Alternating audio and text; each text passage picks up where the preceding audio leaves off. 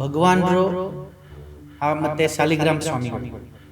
Okay. So Saligram ಸ್ವಾಮಿಗಳು ಮತ್ತೆ ಭಗವಾನ್ರು ಇದು 8ನೇ ಸತಿ ಜನ್ಮ ತಗೊಂಡಿರೋದು.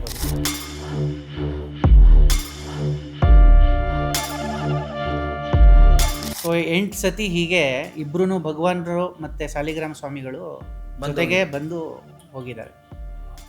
So one of the reincarnation is an example of Krishna ಮತ್ತೆ ಅರ್ಜುನ ಕೂಡ. ಓ ಅವರೇನಾ? ಹೌದು. ಓ ಗೂಸ್ ಬಂತು.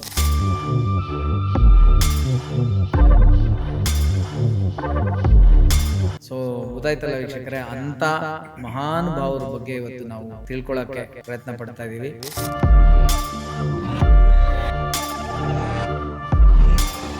ಆಮೇಲೆ ಸಾಲಿಗ್ರಾಮ್ ಸ್ವಾಮಿಗೆ ಭಗವಾನ್ರು ಎಳ್ನೀರು ಆಫರ್ ಮಾಡ್ತಾರೆ, ಓಕೆ.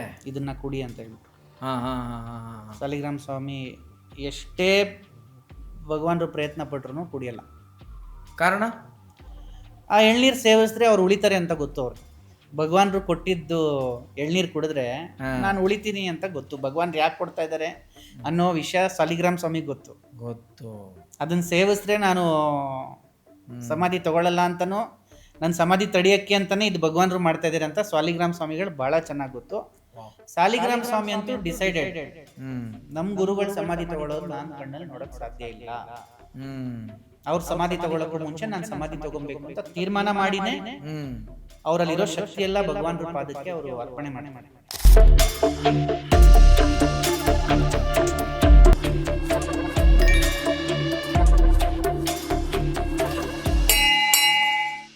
ಓಂ ಶ್ರೀ ಗುರುಭ್ಯೋ ನಮಃ. ಗಂ ಗಣಪತೇ ನಮಃ. ವಾಗ್ದೇವಿಯೇ ನಮಃ. ಎಲ್ರಿಗೂ ನಮಸ್ಕಾರ. ಮಾಸ್ಟರ್ ಆನಂದ್ ಸ್ಟುಡಿಯೋಸ್ ಯೂಟ್ಯೂಬ್ ಚಾನಲ್ಗೆ ನಿಮ್ಮೆಲ್ಲರಿಗೂ ಸ್ವಾಗತ, ಸುಸ್ವಾಗತ. ಎಂದಿನಂತೆ ನನ್ನ ಕಂಟೆಂಟ್ ಫಾಲೋ ಮಾಡೋದ್ರಿಂದ ನಿಮಗೆ ಸ್ವಲ್ಪ ಎಂಟರ್ಟೈನ್ಮೆಂಟ್, ಸ್ವಲ್ಪ ಎನ್ಲೈಟನ್ಮೆಂಟ್ ಎರಡೂ ಸಿಗಲಿ ಅನ್ನೋದೇ ನನ್ನ ಉದ್ದೇಶ ಅಂತ ಹೇಳ್ತಾ ಇವತ್ತಿನ ಇನ್ನೊಂದು ಬ್ಯೂಟಿಫುಲ್ ಎಪಿಸೋಡ್ಗೆ ನಾವು ಮುಂದಾಗೋಣ. ಏನಂತ ಹೇಳೋದು, ಇವತ್ತಿರೋ ಗೆಸ್ಟು ಆಲ್ರೆಡಿ ನಿಮಗೆ ಪರಿಚಯ. ಡೈರೆಕ್ಟ್ ಅವ್ರನ್ನ ವೆಲ್ಕಮ್ ಮಾಡೋಣ. ಕೃಷ್ಣ ಸರ್, ವೆಲ್ಕಮ್, ಸ್ವಾಗತ, ಸುಸ್ವಾಗತ ನಿಮಗೆ. ನಮಸ್ತೆ ಸರ್, ಥ್ಯಾಂಕ್ ಯು. ಆಲ್ರೆಡಿ ನಿಮ್ಮ ಫಸ್ಟ್ ಎಪಿಸೋಡ್ಗೆ ಎಂಥ ಪ್ರತಿಕ್ರಿಯೆ ಅಂತಂದರೆ, ಈ ಮತ್ತೆ ಕರೆಸಿ ಕೃಷ್ಣ ಸರ್ನ ಭಗವಾನ್ರ ಬಗ್ಗೆ ನಾವು ತಿಳ್ಕೊಬೇಕು, ಇನ್ನಷ್ಟು ತಿಳ್ಕೊಬೇಕು, ಅವರಿಂದನೇ ನಮಗೆ ಎಷ್ಟೊಂದು ಗೊತ್ತಾಯಿತು ಅಂತ ನನಗೆ ಮೆಸೇಜ್ ಮಾಡಿದವರು ಏನು ಕಮ್ಮಿ ಇಲ್ಲ. ಮತ್ತು ಡೈರೆಕ್ಟ್ ನನಗೆ ಆಶ್ರಮದಲ್ಲಿ ಸಿಕ್ಕಿದವರು ನನಗಿನ್ನೂ ಆಶ್ಚರ್ಯ ಅಂದರೆ ಸರ್, ನಮ್ಮ ಆಶ್ರಮದಲ್ಲೇ ಎಷ್ಟೋ ದಿವಸದಿಂದ, ತಿಂಗಳಿಂದ, ವರ್ಷದಿಂದ ಬರ್ತಾ ಇದ್ದವರು ಕೂಡ ಆನಂದ್ ನಾವು ಬರ್ತಾ ಇದ್ದೀವಿ, ಗುರುವಾರ ಭಾಗವಹಿಸ್ತಾ ಇದ್ದೀವಿ ಭಗವಾನ್ರ ಪಾದಕೆ ಪೂಜೆಲೆಲ್ಲ, ಆದರೆ ನಮ್ಮ ಭಗವಾನ್ರ ಬಗ್ಗೆನೇ ಗೊತ್ತಿರಲಿಲ್ಲ. ಅದನ್ನೆಲ್ಲ ನಮ್ಮ ಕೃಷ್ಣ ಸರ್ ತಿಳಿಸ್ಕೊಟ್ರು. ಅವ್ರಿಗೆ ಥ್ಯಾಂಕ್ಸ್ ಹೇಳಿ ಅಂತ ಹೇಳಿರೋದು ನನಗೂ ಹೇಳಿದ್ದಾರೆ, ನಿಮಗೂ ಅಷ್ಟು ಜನ ಬಂದು ಹೇಳಿರಬೇಕು. ಇವತ್ತು ವೀಕ್ಷಕರೇ, ಭಗವಾನ್ ನಿತ್ಯಾನಂದರು, ಗಣೇಶ್ಪುರಿಯ ಅವಧೂತರು, ಸಾಕ್ಷಾತ್ ಶಿವ ಅವರ ಮುಗಿದೇ ಇರತಕ್ಕಂಥ ಒಂದು ದ ಎಂಡ್ಲೆಸ್ ಒನ್ ಅಂತಲೇ ಒಂದು ಪುಸ್ತಕನೇ ಇದೆ. ಸಮುದ್ರ ಅವರು ಆ್ಯಕ್ಚುಲಿ ಆ ವಿಷಯಕ್ಕೆ ಬಂದಾಗ. ಆದರೂ ಮತ್ತೆ ಇನ್ನೊಂದು ಅಧ್ಯಾಯಕ್ಕೆ ನಾವು ಇವತ್ತು ಕಾಲಿಡ್ತಾ ಇದ್ದೀವಿ. ಇದು ಒಂದು ವಿಶೇಷ ಇವತ್ತು. ಯಾಕೆ ಅಂತಂದರೆ, ಅದ್ಭುತವಾದಂಥ ಒಂದು ಗುರು ಶಿಷ್ಯರ ಸಂಬಂಧದ ಕಥೆನ ನಾವು ಇವತ್ತು ಕೇಳಬೇಕು. ಆ ಒಂದು ಭಕ್ತಿ ರಸನ ಕೃಷ್ಣ ಸರ್ ನಾವು ಬಡಿಸ್ಬೇಕು ಅಂತ ಕೇಳ್ಕೊತೀನಿ. ಸರ್, ನನಗೆ ಗೊತ್ತಿರೋ ಹಾಗೆ ಅವಧೂತ ಪಂಥದಲ್ಲಿ ಗುರು ಶಿಷ್ಯ ಅಂತ ಬರೋದಾಗಲಿ, ಅಥವಾ ಇವರ ಪ್ಲೇಸ್ನ ನೆಕ್ಸ್ಟ್ ಇವ್ರು ಬಂದು ಟೇಕ್ ಓವರ್ ಮಾಡಿದ್ರು ಅನ್ನೋದಾಗಲಿ ಇಲ್ಲ ಅಂತ ಹೇಳ್ತಾರೆ. ಆ ಗುರು ಪರಂಪರೆ ಅಂತಂದರೆ ಶಿಷ್ಯ ಪರಂಪರೆಗೆ ನೆಕ್ಸ್ಟು ಕೊಟ್ಬಿಟ್ಟು ಹೋಗೋದು ಆ ಥರ ಇಲ್ಲ ಅಂತ. ಇನ್ಫ್ಯಾಕ್ಟ್ ಹೇಳಬೇಕು ಅಂದರೆ, ನಾನು ಕೇಳ್ಪಟ್ರೆ ನಿಮ್ಮಿಂದನೇ ಅಥವಾ ಗುರುಗಳು ಹೇಳೋದು ಸಾಕಷ್ಟು ಕೇಳಿದ್ದೀನಿ, ಭಗವಾನ್ರಿಗೆ ಯಾರು ಶಿಷ್ಯಂದರೆ ಇಲ್ಲ ಅಂತ. ಆದ್ರೂ ಒಂದಷ್ಟು ಜನ ತುಂಬ ವೆರಿ ಲಿಮಿಟೆಡ್ ಭಗವಾನ್ರಿಗೆ ಭಾಳ ಹತ್ತಿರ ಅನ್ಬೋದು, ಅಥವಾ ಅವರ ಶಿಷ್ಯರೇ ಅಂತ ಅನ್ಬೋದು, ಅಥವಾ ಬೇರೆ ಲೋಕದ ಬೇರೆ ಸಂಬಂಧ ಅಂತಲೇ ಅನ್ಬೋದು. ಆ ಥರದ್ರಲ್ಲಿ ವೆರಿ ನೆಕ್ಸ್ಟ್ ಬರೋವಂಥವ್ರು ಯಾರು, ಅವ್ರ ಬಗ್ಗೆ ನಾನು ಏನು ಹೇಳಲ್ಲ, ಎಲ್ಲ ನೀವೇ ತಿಳಿಸ್ಕೊಟ್ಬಿಡಿ ಸರ್ ನಮಗೆ. ಯಾರು ಅವರು ಅಂತ ಹೇಳಕ್ಕೆ ಇಷ್ಟಪಡ್ತೀರಿ? Yes sir. ಸೊ ಗುರು ಶಿಷ್ಯರ ಸಂಬಂಧ ಅಂತ ಬಂದಾಗ ಫಸ್ಟು ನಾವು ಇಲ್ಲಿ ನಾನೇನು ಹೇಳಕ್ಕೆ ಇಷ್ಟಪಡ್ತೀನಿ ಅಂದರೆ, ಭಗವಾನ್ರು ಮತ್ತು ಸಾಲಿಗ್ರಾಮ್ ಸ್ವಾಮಿಗಳು. ಓಕೆ. ಸೊ ಸಾಲಿಗ್ರಾಮ್ ಸ್ವಾಮಿಗಳು ಮತ್ತು ಭಗವಾನ್ರು ಇದು 8ನೇ ಸತಿ ಜನ್ಮ ತಗೊಂಡಿರೋದು. ಇದು ಇವಾಗ ನಾವು ಮಾತಾಡಕ್ಕೆ ಏನು ಹೊರಟಿದ್ದೀವಿ, ಅದು ಬಂದು 9ನೇ ಕಾಂಬಿನೇಷನ್. ಸೊ 8 ಸತಿ ಹೀಗೆ ಇಬ್ರು ಭಗವಾನ್ರು ಮತ್ತು ಸಾಲಿಗ್ರಾಮ್ ಸ್ವಾಮಿಗಳು ಬಂದು ಹೋಗಿದ್ದಾರೆ. So one of the reincarnation is an example of Krishna ಮತ್ತು ಅರ್ಜುನ ಕೂಡ. ಓ ಅವರೇನಾ? ಹೌದು. ಓ ನನಗೆ ಗೂಸ್ ಬಂಪ್ಸ್. ಓಕೆ. ಸಾಲಿಗ್ರಾಮ ಸ್ವಾಮಿ ಅರ್ಜುನ ಲೆಕ್ಕಕ್ಕೆ. ಹೌದು, ಭಗವಾನ್ರು ಕೃಷ್ಣ ಆಗಿರ್ತಾರೆ, ಸಾಲಿಗ್ರಾಮ ಸ್ವಾಮಿಗಳು ಹ್ಮ್ ಅರ್ಜುನ ಆಗಿರ್ತಾರೆ.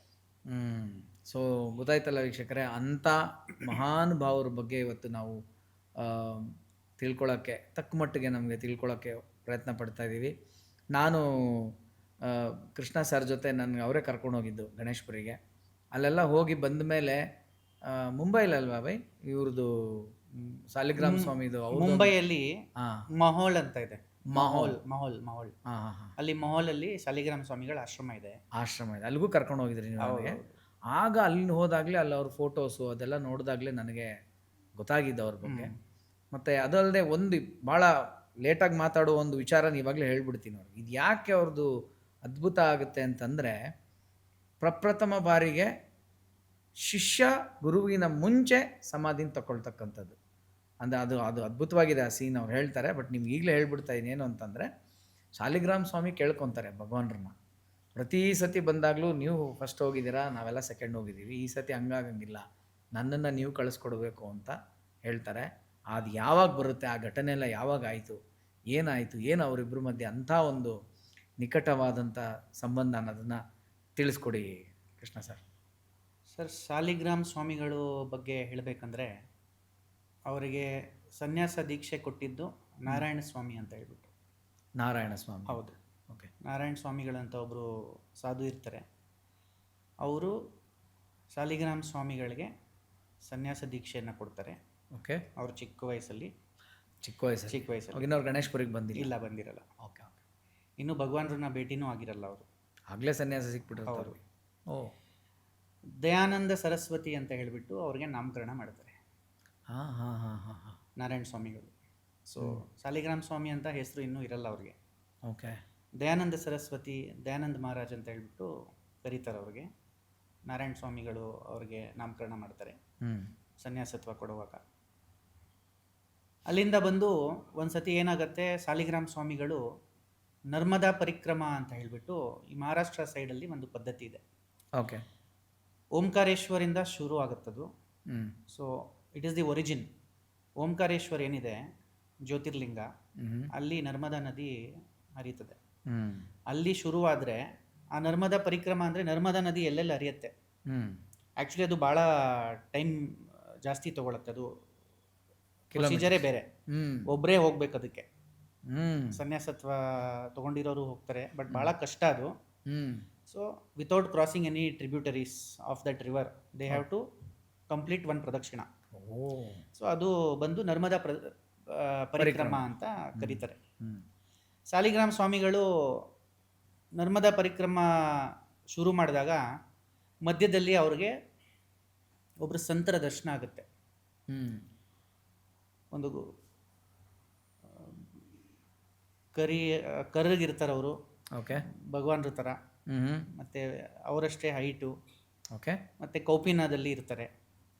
ಆ ಪರಿಕ್ರಮದ ಮಧ್ಯದಲ್ಲೇ ಅವ್ರಿಗೆ ದರ್ಶನ ಆಗುತ್ತೆ. ನಡಿ ಈಗ ಗಣೇಶ್ಪುರಿಗೆ ಅಂತ ಅವ್ರಿಗೆ ಹೇಳ್ತಾರೆ. ಇವ್ರು ಮರಾಠಿ ಕೊಂಕಣಿಯಲ್ಲಿ. ಇವ್ರಿಗೆ ಇನ್ನೂ ಹೆಸರಿಟ್ಟಿರಲಿಲ್ಲ ಸಾಲಿಗ್ರಾಮ ಅಂತ. ಓಕೆ. ಅವ್ರಿಗೆ ಆ ಥರ ಪ್ರತ್ಯಕ್ಷ ಆಗಿಬಿಟ್ಟು ನಡಿ ಈಗ ಗಣೇಶ್ಪುರಿಗೆ ಅಂತ ಭಗವಾನರು ಸ್ವರೂಪದಲ್ಲಿ ಬಂದು ಹೇಳ್ತಾರೆ. ಓಕೆ. ಇವ್ರಿಗೆ ಗಣೇಶ್ಪುರಿ ಎಲ್ಲಿದೆ, ಗಣೇಶ್ಪುರಿ ಬಗ್ಗೆ ಅವ್ರಿಗೇನು ಗೊತ್ತಿರಲ್ಲ. ಅಂದರೆ ಏನೂ ಗೊತ್ತಿರಲ್ಲ. ಆಗ ಸಾಲಿಗ್ರಾಮ ಸ್ವಾಮಿಗಳು ನರ್ಮದಾ ಪರಿಕ್ರಮ ಮುಗಿಸ್ಬೇಕಲ್ಲ, ಮಧ್ಯದಲ್ಲೇ ಅವ್ರಿಗೆ ಆ ನರ್ಮದಾ ಪರಿಕ್ರಮನ ಮಧ್ಯದಲ್ಲಿ ಬಿಟ್ಟು ಜನರನ್ನ ಕೇಳಿಕೊಂಡು ಗಣೇಶ್ಪುರಿ ಎಲ್ಲಿ ಬರುತ್ತೆ ಏನಿದು ಅಂತ ಹೇಳ್ಬಿಟ್ಟು ಹುಡ್ಕೊಂಡು ಗಣೇಶ್ಪುರಿ ತಲುಪ್ತಾರೆ. ಓ.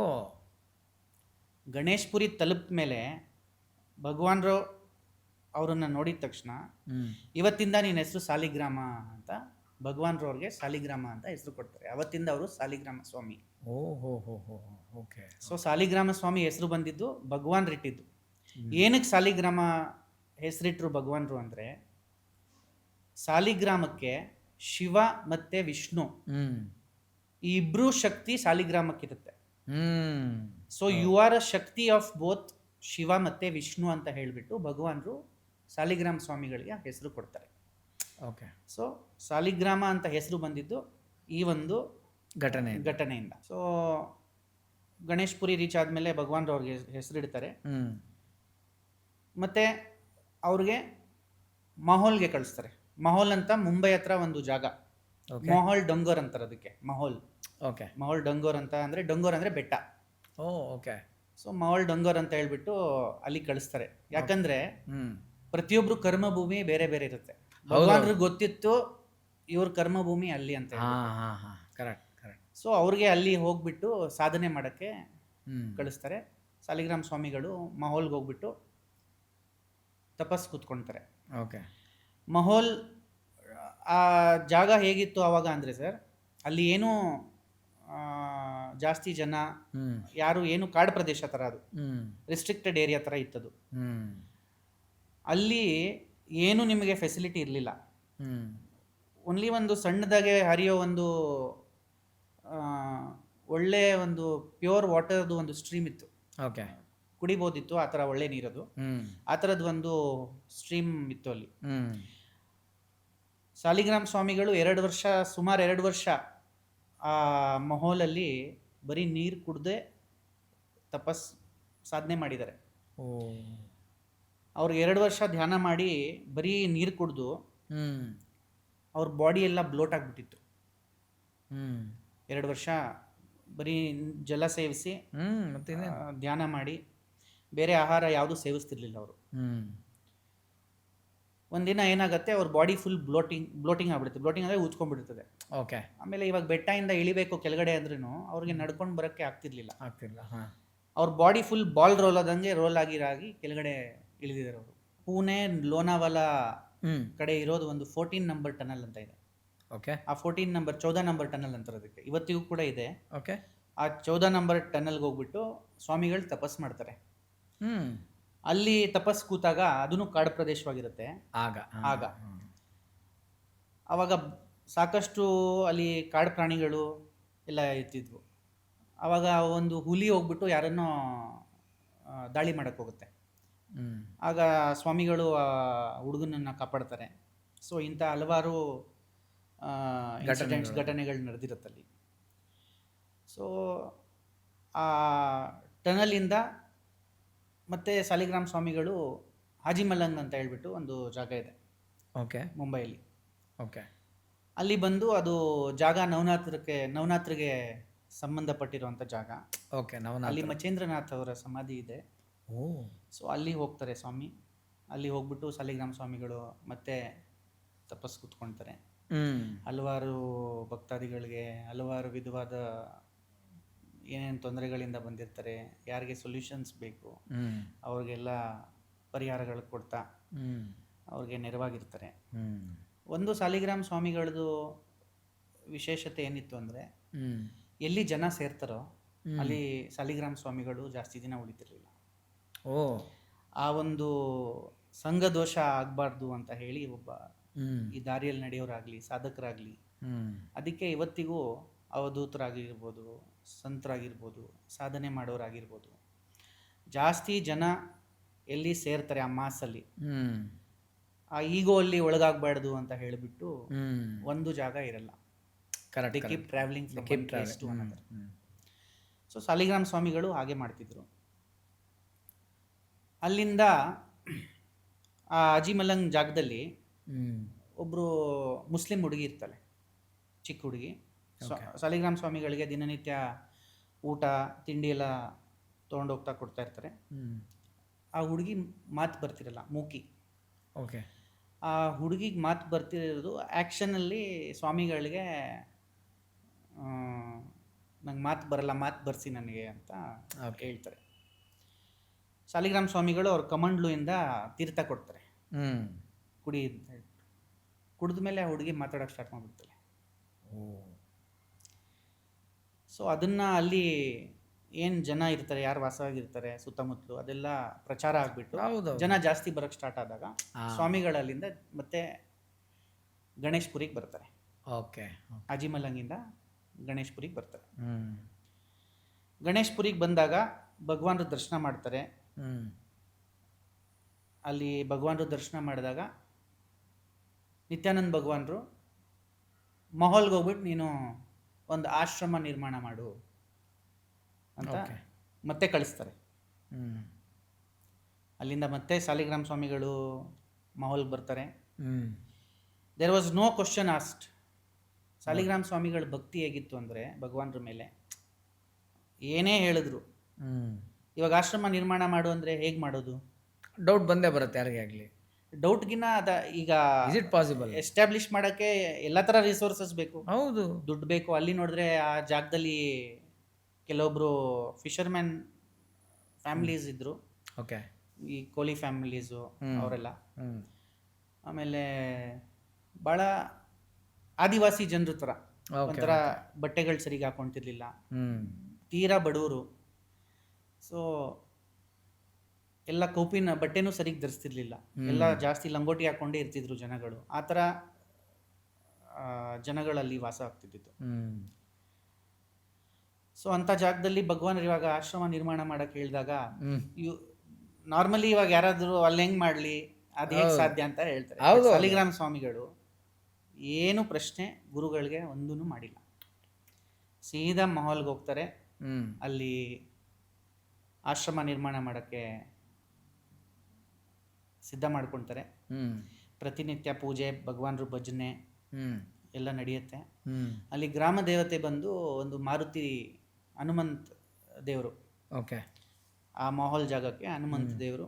ಹ್ಮ್ ಇದಕ್ಕೆ ಹನುಮಂತ ದೇವ್ರಿಗೆ ಸಂಬಂಧಪಟ್ಟಿದ್ದು ಇನ್ನೊಂದು ವಿಶೇಷ ಏನಂದರೆ, ಹ್ಮ್ ಈಗ ಭಗವಾನ್ರಿಗೆ ಎಲ್ಲರೂ ಓಂ ನಮೋ ಭಗವತೆ ನಿತ್ಯಾನಂದಾಯ ಅಂತ ಹೇಳ್ಬಿಟ್ಟು ಎಲ್ಲರೂ ಹೇಳ್ತಾರೆ.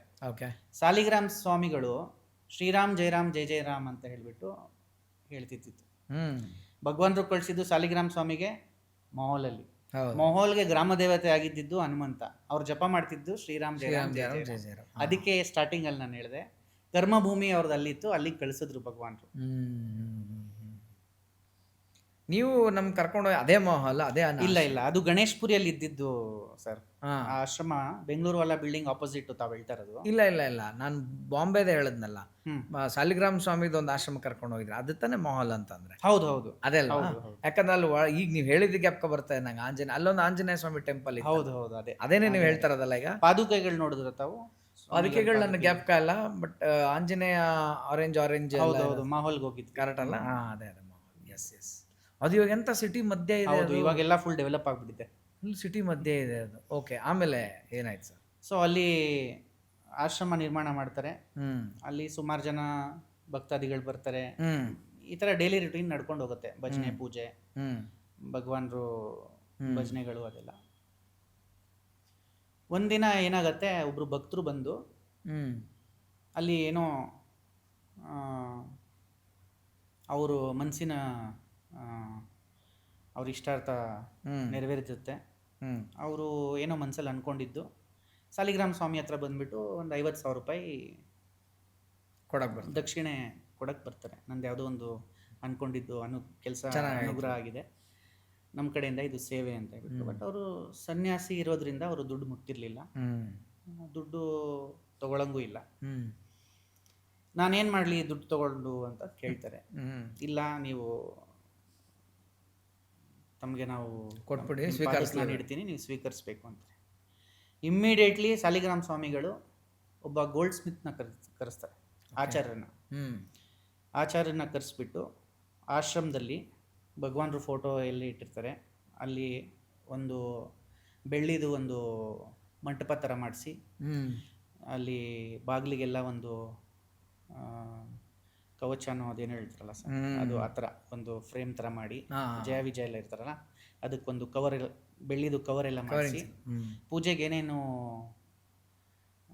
ವಸ್ತುಗಳು ಬೇಕು ಎಲ್ಲ ಬೆಳ್ಳಿಯಲ್ಲಿ ಮಾಡಿಸಿ, ಅದ್ರ ಜೊತೆಗೆ ಸಾಲಿಗ್ರಾಮ ಸ್ವಾಮಿಗಳು ಖುದ್ದು ಹೋಗಿ ಪ್ರೆಷಿಯಸ್ ಸ್ಟೋನ್ಸ್, ನವರತ್ನಗಳು ಇದೆಲ್ಲ ತಗೊಳ್ತಾರೆ, ಖರೀದಿಸ್ತಾರೆ. ಓಕೆ. ತೊಗೊಂಡ್ಬಿಟ್ಟು ಭಗವಾನ್ರಿಗೆ ಒಂದು ಚಿನ್ನದ ಪಾದುಕೆಗಳು ಮಾಡಿಸ್ತಾರೆ. ಸೊ ಆ ಚಿನ್ನದ ಪಾದುಕೆಗಳು, ಇವಾಗ ಭಗವಾನ್ರಿಗೆ ಪಾದುಕೆ ಮಾಡಿಸ್ಬೇಕಂದ್ರೆ ಭಗವಾನ್ ರೀತಿದ್ದು ಹೈಟು, ಅವರ ಹೌದೌದು ಕಾಲು ಸೈಜ್ ಭಾಳ ದೊಡ್ಡದು, ದೊಡ್ಡದು. ಹೌದು, ಅವ್ರಿದ್ದು ಒಂದು ಫಿಸಿಕ್ಗೆ 6 ಫೀಟ್ ಪ್ಲಸ್ 6+ ಇದ್ದರು. ಸೊ ಸಾಲಿಗ್ರಾಮ ಸ್ವಾಮಿಗಳು ಪಾದುಕೆಗಳು ಮಾಡಿಸ್ತಾರೆ.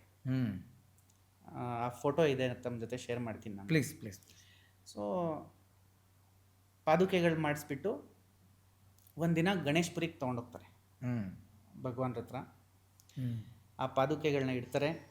ಭಗವಾನ್ರು ಅವ್ರ ಪಾದನ ಆ ಪಾದುಕೆ ಮೇಲೆ ಇಡ್ತಾರೆ. ಮತ್ತೆ ಆ ಪಾದುಕೆಗಳನ್ನ ಸಾಲಿಗ್ರಾಮ ಸ್ವಾಮಿ ಜೊತೆ ಮತ್ತೆ ಮಾಹೋಲ್ಗೆ ಕಳಿಸ್ತಾರೆ. ಉತ್ಸವ ಮಾಡುವ ಅಂತ ಭಗವಾನ್ ಹೇಳ್ತಾರೆ. ಈ ಪಾದುಕೆನಿಟ್ಟು ಅಲ್ಲೇ ಉತ್ಸವ ಮಾಡು ಹೇಳ್ತಾರೆ. ಇವತ್ತಿಗೂ ಕೂಡ ಪ್ರತಿ ವರ್ಷ ಅಲ್ಲಿ ಉತ್ಸವ ನಡೆಯುತ್ತೆ. ಆ ಪಾದುಕೆಯನ್ನ ಪಲ್ಲಕ್ಕಿಯಲ್ಲಿ ಇಟ್ಬಿಟ್ಟು ಬಹಳ ವಿಜೃಂಭಣೆಯಿಂದ ಉತ್ಸವನ ಆಚರಿಸ್ತಾರೆ. ಸೊ ಅವಾಗಿಂದ ಬಂದಿರತಕ್ಕಂಥ ಪದ್ಧತಿ 1946 ಸ್ಟಾರ್ಟ್ ಆಗಿದ್ದು ಅದು ಉತ್ಸವ. ಸೊ ಈಗ ಉತ್ಸವ ಯಾವತ್ತು ಸಾಲಿಗ್ರಾಮ ಸ್ವಾಮಿ ಮನಸ್ಸಲ್ಲಿ ಒಂದು ಆಲೋಚನೆ ಇರುತ್ತೆ, ಭಗವಾನ್ರು ನಮ್ಮ ಗುರುಗಳು ಉತ್ಸವ ಮಾಡಕ್ಕೆ ಹೇಳ್ಬಿಟ್ರು, ಬಟ್ ಉತ್ಸವ ಯಾವತ್ತು ಮಾಡಲಿ ನಾನು. ಕರೆಕ್ಟ್. ಆ ಯೋಚನೆ ಬಂದಾಗ ಸಾಲಿಗ್ರಾಮ ಸ್ವಾಮಿಗೆ ಇದು ಗಣೇಶ್ಪುರಿಯಲ್ಲಿ ಯಾವಾಗ ಉತ್ಸವ ಮಾಡುವಂತ ಭಗವಾನ್ ಹೇಳ್ತಾರಲ್ಲ, ಅವಾಗ್ಲೇನೆ ಇದು ಬರುತ್ತೆ ಅವ್ರ ಮೈಂಡಲ್ಲಿ, ಯಾವಾಗ ಮಾಡೋದು ಅಂತ. ಬಟ್ ಸಾಲಿಗ್ರಾಮ ಸ್ವಾಮಿ ಮನಸ್ಸಲ್ಲಿ ಒಂದು ಯೋಚನೆ ಇರುತ್ತೆ, ಭಗವಾನ್ರು ಹುಟ್ಟಿದಬ್ಬಕ್ಕೆ ನಾನು ಉತ್ಸವ ಮಾಡಬೇಕು ಅಂತ. ಬಟ್ ಹೇಗೆ ಕೇಳೋದು?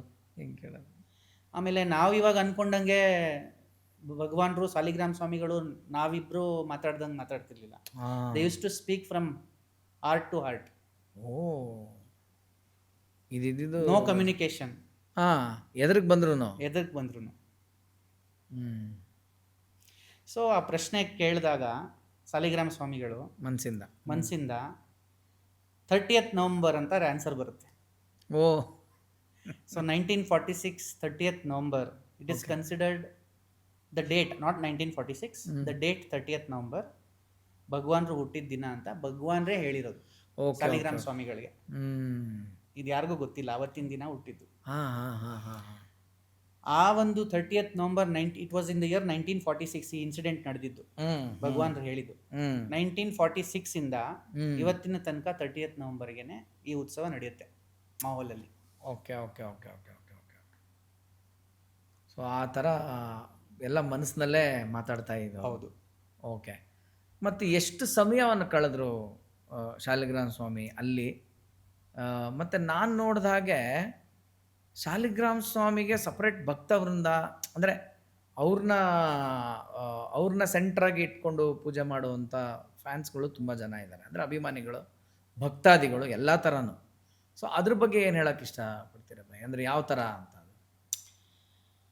ಸಾಲಿಗ್ರಾಮ ಸ್ವಾಮಿಗಳ ಬಗ್ಗೆ ಹೇಳಬೇಕಂದ್ರೆ ಸರ್, ಭಗವಾನ್ರು ಅವ್ರಿಗೆ ಅಗ್ನಿ ಅಂತ ಕರೀತಿದ್ರು. ಅಗ್ನಿ. ಇದ್ರ ಹಿಂದೆನೂ ಕತೆಗಳು, ಯಾಕೆ ಅಗ್ನಿ ಅಂತ ಕರೆದ್ರು, ಅವ್ರನ್ನ ಯಾಕೆ ಅಗ್ನಿ ಅಂತ ಹೆಸರು ಕೊಟ್ರು ಅನ್ನೋದು ನಾನು ಹೇಳ್ತೀನಿ. ಓಕೆ. ಯಾವಾಗಲೂ ಅವರು ಹೇಳೋರು,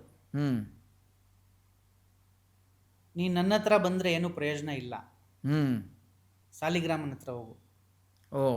ಡಿವೋಟೀಸ್ಗೆ ಬಂದವ್ರಿಗೆ I myself cannot undo what he has already done.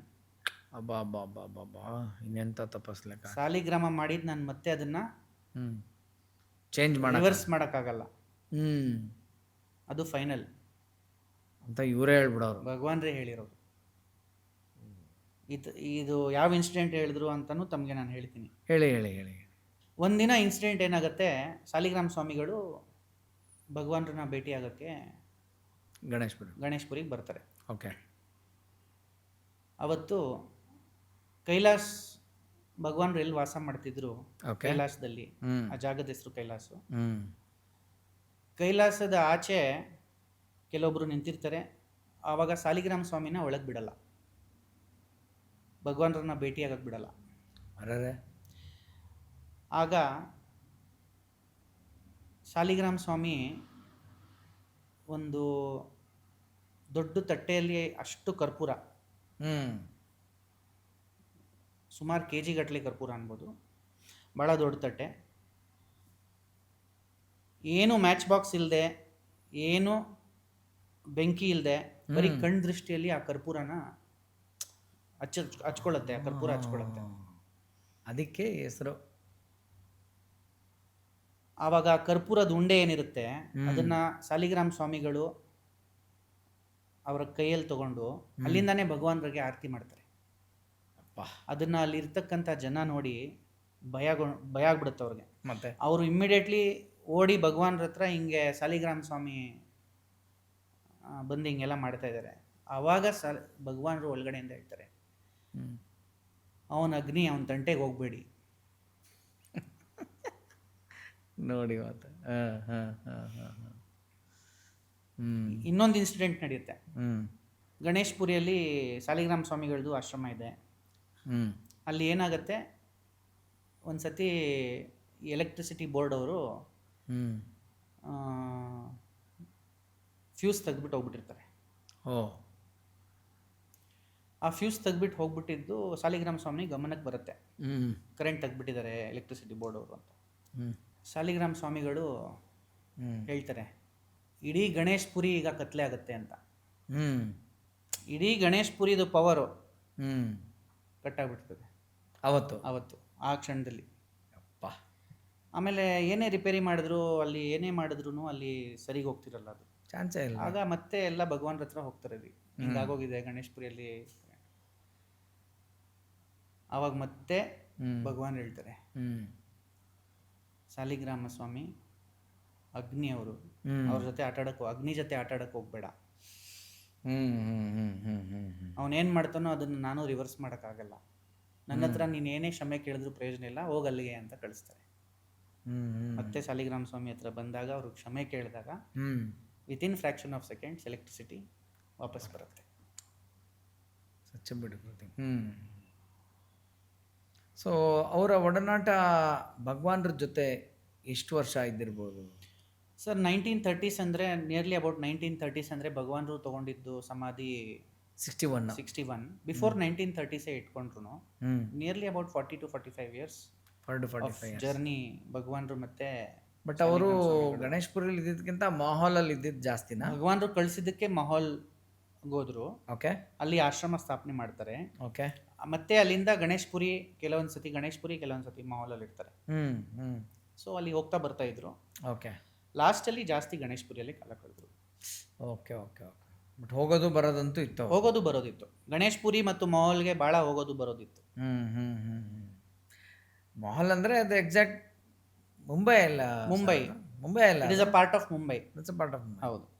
ಇವಾಗ ಬೆಂಗಳೂರಲ್ಲಿ ಫಾರ್ ಎಕ್ಸಾಂಪಲ್ ನಮ್ಮ ರಾಜಾಜಿನಗರ್ ಹೇಗಿದೆ, ಆ ಥರ ಒಂದು ಏರಿಯಾ. ಆ್ಯಕ್ಚುಲಿ ಏರ್ಪೋರ್ಟ್ ಹತ್ರನೇ ಇರಬೇಕಿದ್ದು, ತುಂಬ ದೂರನೂ ಇಲ್ಲ. ಇಲ್ಲ, ನಾವು ಎಷ್ಟು ದೂರ ಟ್ರಾವೆಲ್ ಮಾಡಿದ್ವಿ ನಾವು ಅಲ್ಲಿಗೆ ಹೋಗ್ಬೇಕಂದಾಗ? ಗಣೇಶ್ಪುರಿಯಿಂದ ಸುಮಾರು 1.5 ಅವರ್ ಬೇಕು.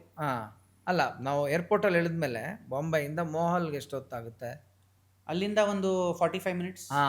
ಸ್ವಲ್ಪ ಏರ್ಪೋರ್ಟ್ಗೆ ಒಂದು ಹತ್ರನೇ ಬರುತ್ತದು. ಬಟ್ ಟ್ರಾಫಿಕ್ ಇರೋದ್ರಿಂದ ಅಷ್ಟೊತ್ತಾಗುತ್ತೆ. ಬಟ್ ಹತ್ರನೇ ಇದೆ. ಮತ್ತೆ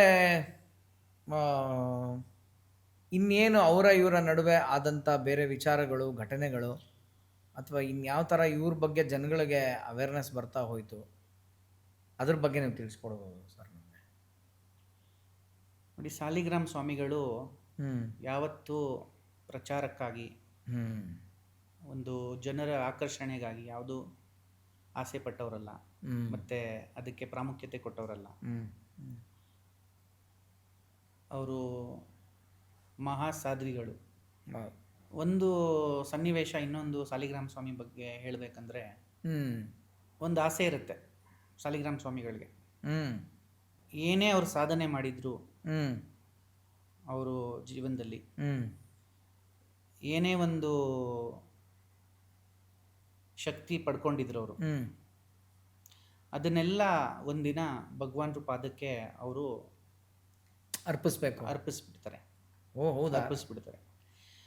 ಯಾವತ್ತು ಅರ್ಪಿಸ್ತಾರೆ ಅಂದರೆ ವಿಶ್ವಾರ್ಪಣ್ ದಿವಸ್ ಅಂತ ಮಾಡ್ತಾರೆ.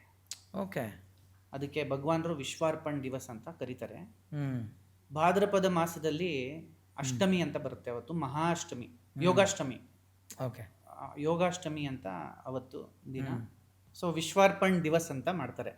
ವಿಶ್ವಾರ್ಪಣ್ ದಿವಸ್ ಅಂದರೆ ಸಾಲಿಗ್ರಾಮ ಸ್ವಾಮಿಗಳು ತನ್ನ ಗುರುಗಳಿಗೆ ಈ ವಿಶ್ವದಲ್ಲಿ ಇರ್ತಕ್ಕಂಥ ಏನೇ ವಸ್ತು ಆಗಿರ್ಬೋದು, ಅದು ಒಂದು ಚಿನ್ನ, ಬೆಳ್ಳಿ, ವಜ್ರ ಆಗಿರ್ಬೋದು, ತರಕಾರಿ ಆಗಿರ್ಬೋದು, ಹಣ್ಣಾಗಿರ್ಬೋದು, ದವಸ ಧಾನ್ಯ, ಬಟ್ಟೆ, ಏನೇ ಇರಲಿ, ಪ್ರತಿಯೊಂದನ್ನು ತೊಗೊಂಡೋಗ್ಬಿಟ್ಟು ಅವ್ರ ಗುರುಗಳಿಗೆ ಸಮರ್ಪಣೆ ಮಾಡಬೇಕು ಅನ್ನೋದು ಒಂದು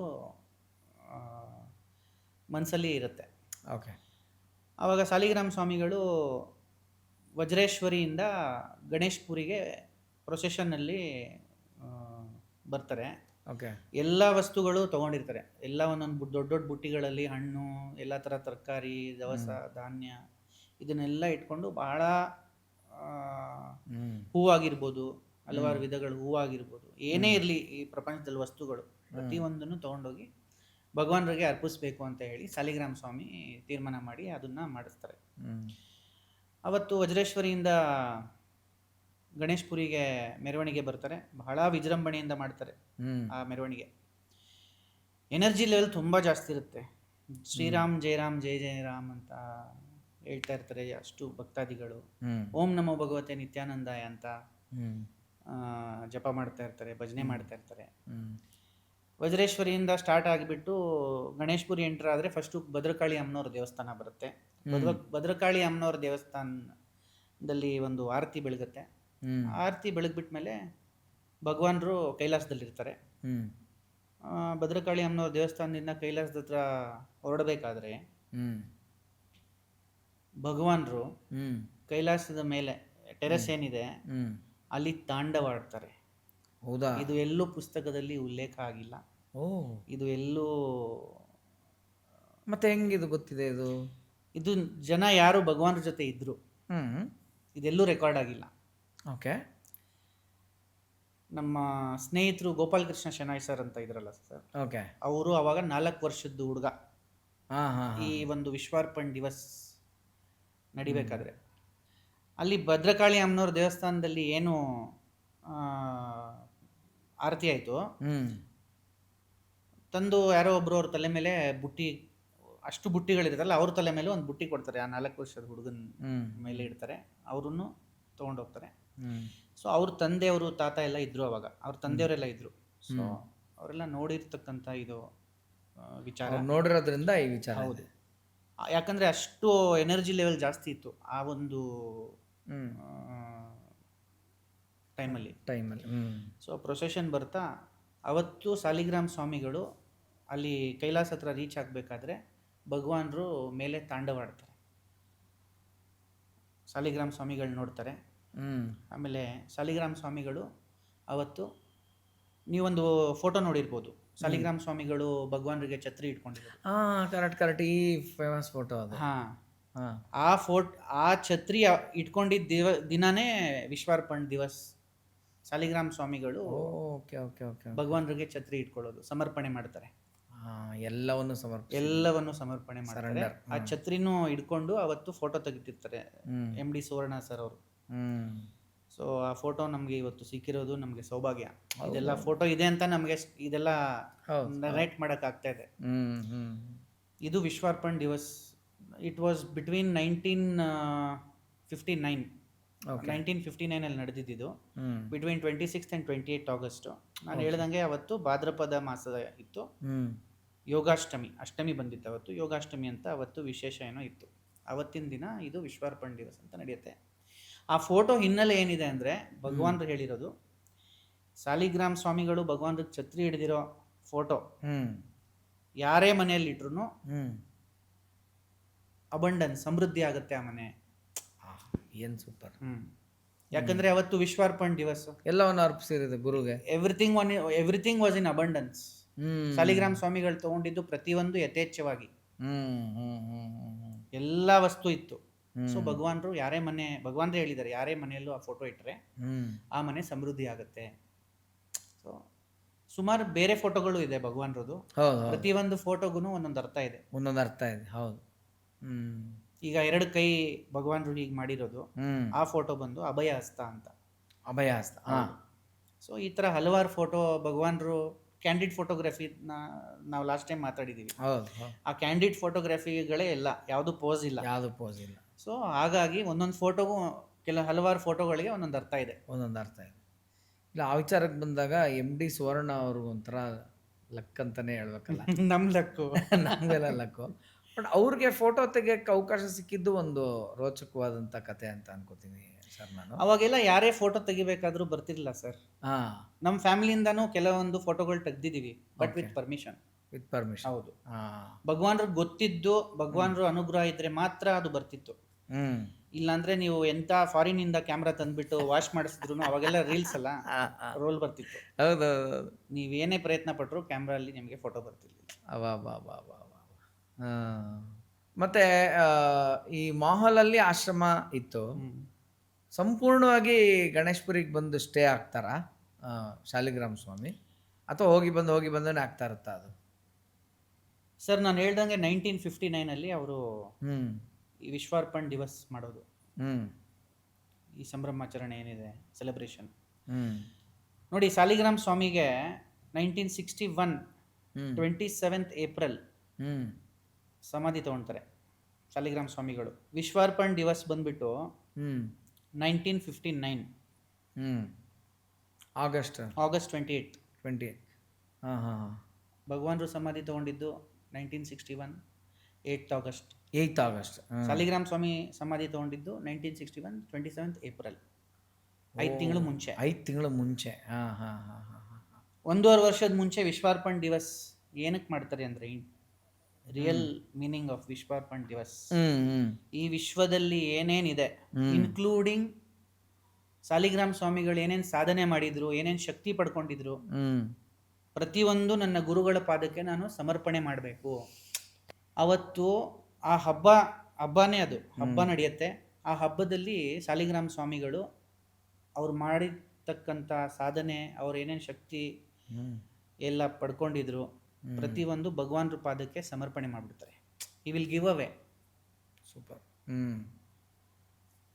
ಆ ನಂತರ ಅವ್ರಿಗೆ ಆರೋಗ್ಯ ಕೆಡ್ತಾ ಬರುತ್ತೆ.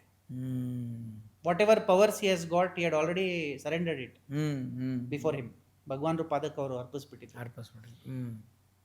ಸೊ ಅವಾಗಿಂದ ಅವ್ರ ಆರೋಗ್ಯ ಡೌನ್ ಆಗ್ತಾ ಬರುತ್ತೆ.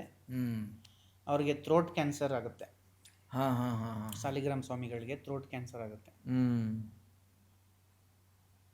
ಇಲ್ಲಿ ಸಾಲಿಗ್ರಾಮ್ ಸ್ವಾಮಿಗಳು ಅವರು ಡಿಸೈಡ್ ಮಾಡಿದ್ರು, ನನ್ನ ಗುರುಗಳು ಸಮಾಧಿ ತಗೊಳ್ತಾರೆ ಅನ್ನೋದು ವಿಷಯ ಗೊತ್ತಿತ್ತು ಅವ್ರಿಗೆ.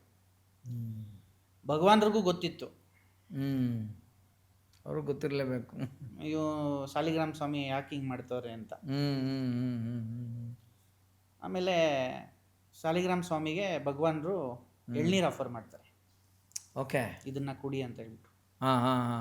ಸಾಲಿಗ್ರಾಮ್ ಸ್ವಾಮಿ ಎಷ್ಟೇ ಭಗವಾನ್ರು ಪ್ರಯತ್ನ ಪಟ್ರು ಕುಡಿಯಲ್ಲ. ಕಾರಣ, ಆ ಎಳ್ನೀರು ಸೇವಿಸಿದ್ರೆ ಅವ್ರು ಉಳಿತಾರೆ ಅಂತ ಗೊತ್ತು ಅವ್ರಿಗೆ. ನೋಡಿ ಇವ್ರಿಗೆ ಹೆಂಗೆ ಎಷ್ಟು ಚೆನ್ನಾಗಿ ಗೊತ್ತು ಇವ್ರಿಗೆ. ಅಂದರೆ ಇವ್ರು ಥ್ರೋಟ್ ಕ್ಯಾನ್ಸರ್ ಮೆಡಿಸನ್ ಇದೆ ಅಂತ. ಭಗವಾನ್ರು ಕೊಟ್ಟಿದ್ದು ಎಳ್ನೀರು ಕುಡಿದ್ರೆ ನಾನು ಉಳಿತೀನಿ ಅಂತ ಗೊತ್ತು. ಭಗವಾನ್ ಯಾಕೆ ಕೊಡ್ತಾ ಇದ್ದಾರೆ ಅನ್ನೋ ವಿಷಯ ಸಾಲಿಗ್ರಾಮ್ ಸ್ವಾಮಿಗೆ ಗೊತ್ತು. ಅದನ್ನ ಸೇವಿಸಿದ್ರೆ ನಾನು ಸಮಾಧಿ ತಗೊಳ್ಳಲ್ಲ ಅಂತನೂ, ನನ್ನ ಸಮಾಧಿ ತಡೆಯಕ್ಕೆ ಅಂತಾನೆ ಇದು ಭಗವಾನ್ರು ಮಾಡ್ತಾ ಇದ್ದಾರೆ ಅಂತ ಸಾಲಿಗ್ರಾಮ್ ಸ್ವಾಮಿಗಳು ಬಹಳ ಚೆನ್ನಾಗಿ ಗೊತ್ತು. ಸಾಲಿಗ್ರಾಮ್ ಸ್ವಾಮಿ ಅಂತೂ ಡಿಸೈಡೆಡ್, ನಮ್ಮ ಗುರುಗಳ ಸಮಾಧಿ ತಗೊಳ್ಳೋದು ನಾನು ಕಣ್ಣಲ್ಲಿ ನೋಡಕ್ ಸಾಧ್ಯ ಇಲ್ಲ. ಅವ್ರ ಸಮಾಧಿ ತಗೊಳ್ಳೋಕ್ಕೂ ಮುಂಚೆ ನಾನು ಸಮಾಧಿ ತಗೊಬೇಕು ಅಂತ ತೀರ್ಮಾನ ಮಾಡಿನೇ ಅವರಲ್ಲಿರೋ ಶಕ್ತಿ ಎಲ್ಲ ಭಗವಾನ್ರ ಪಾದಕ್ಕೆ ಅವರು ಅರ್ಪಣೆ ಮಾಡ್ತಾರೆ. ಆಗ್ಲಿಂದ ಅವ್ರ ಆರೋಗ್ಯ ಕ್ಷೀಣಿಸ್ತಾ ಹೋಗುತ್ತೆ. ಥ್ರೋಟ್ ಕ್ಯಾನ್ಸರ್ ಆಗುತ್ತೆ. ಭಗವಾನ್ರು ಕೊಟ್ಟಿರೋ ಎಳ್ನೀರು ಅವ್ರು ಸ್ವೀಕರಿಸಲ್ಲ. ಆದ್ರೂ ಭಗವಾನ್ರು ಹಠ.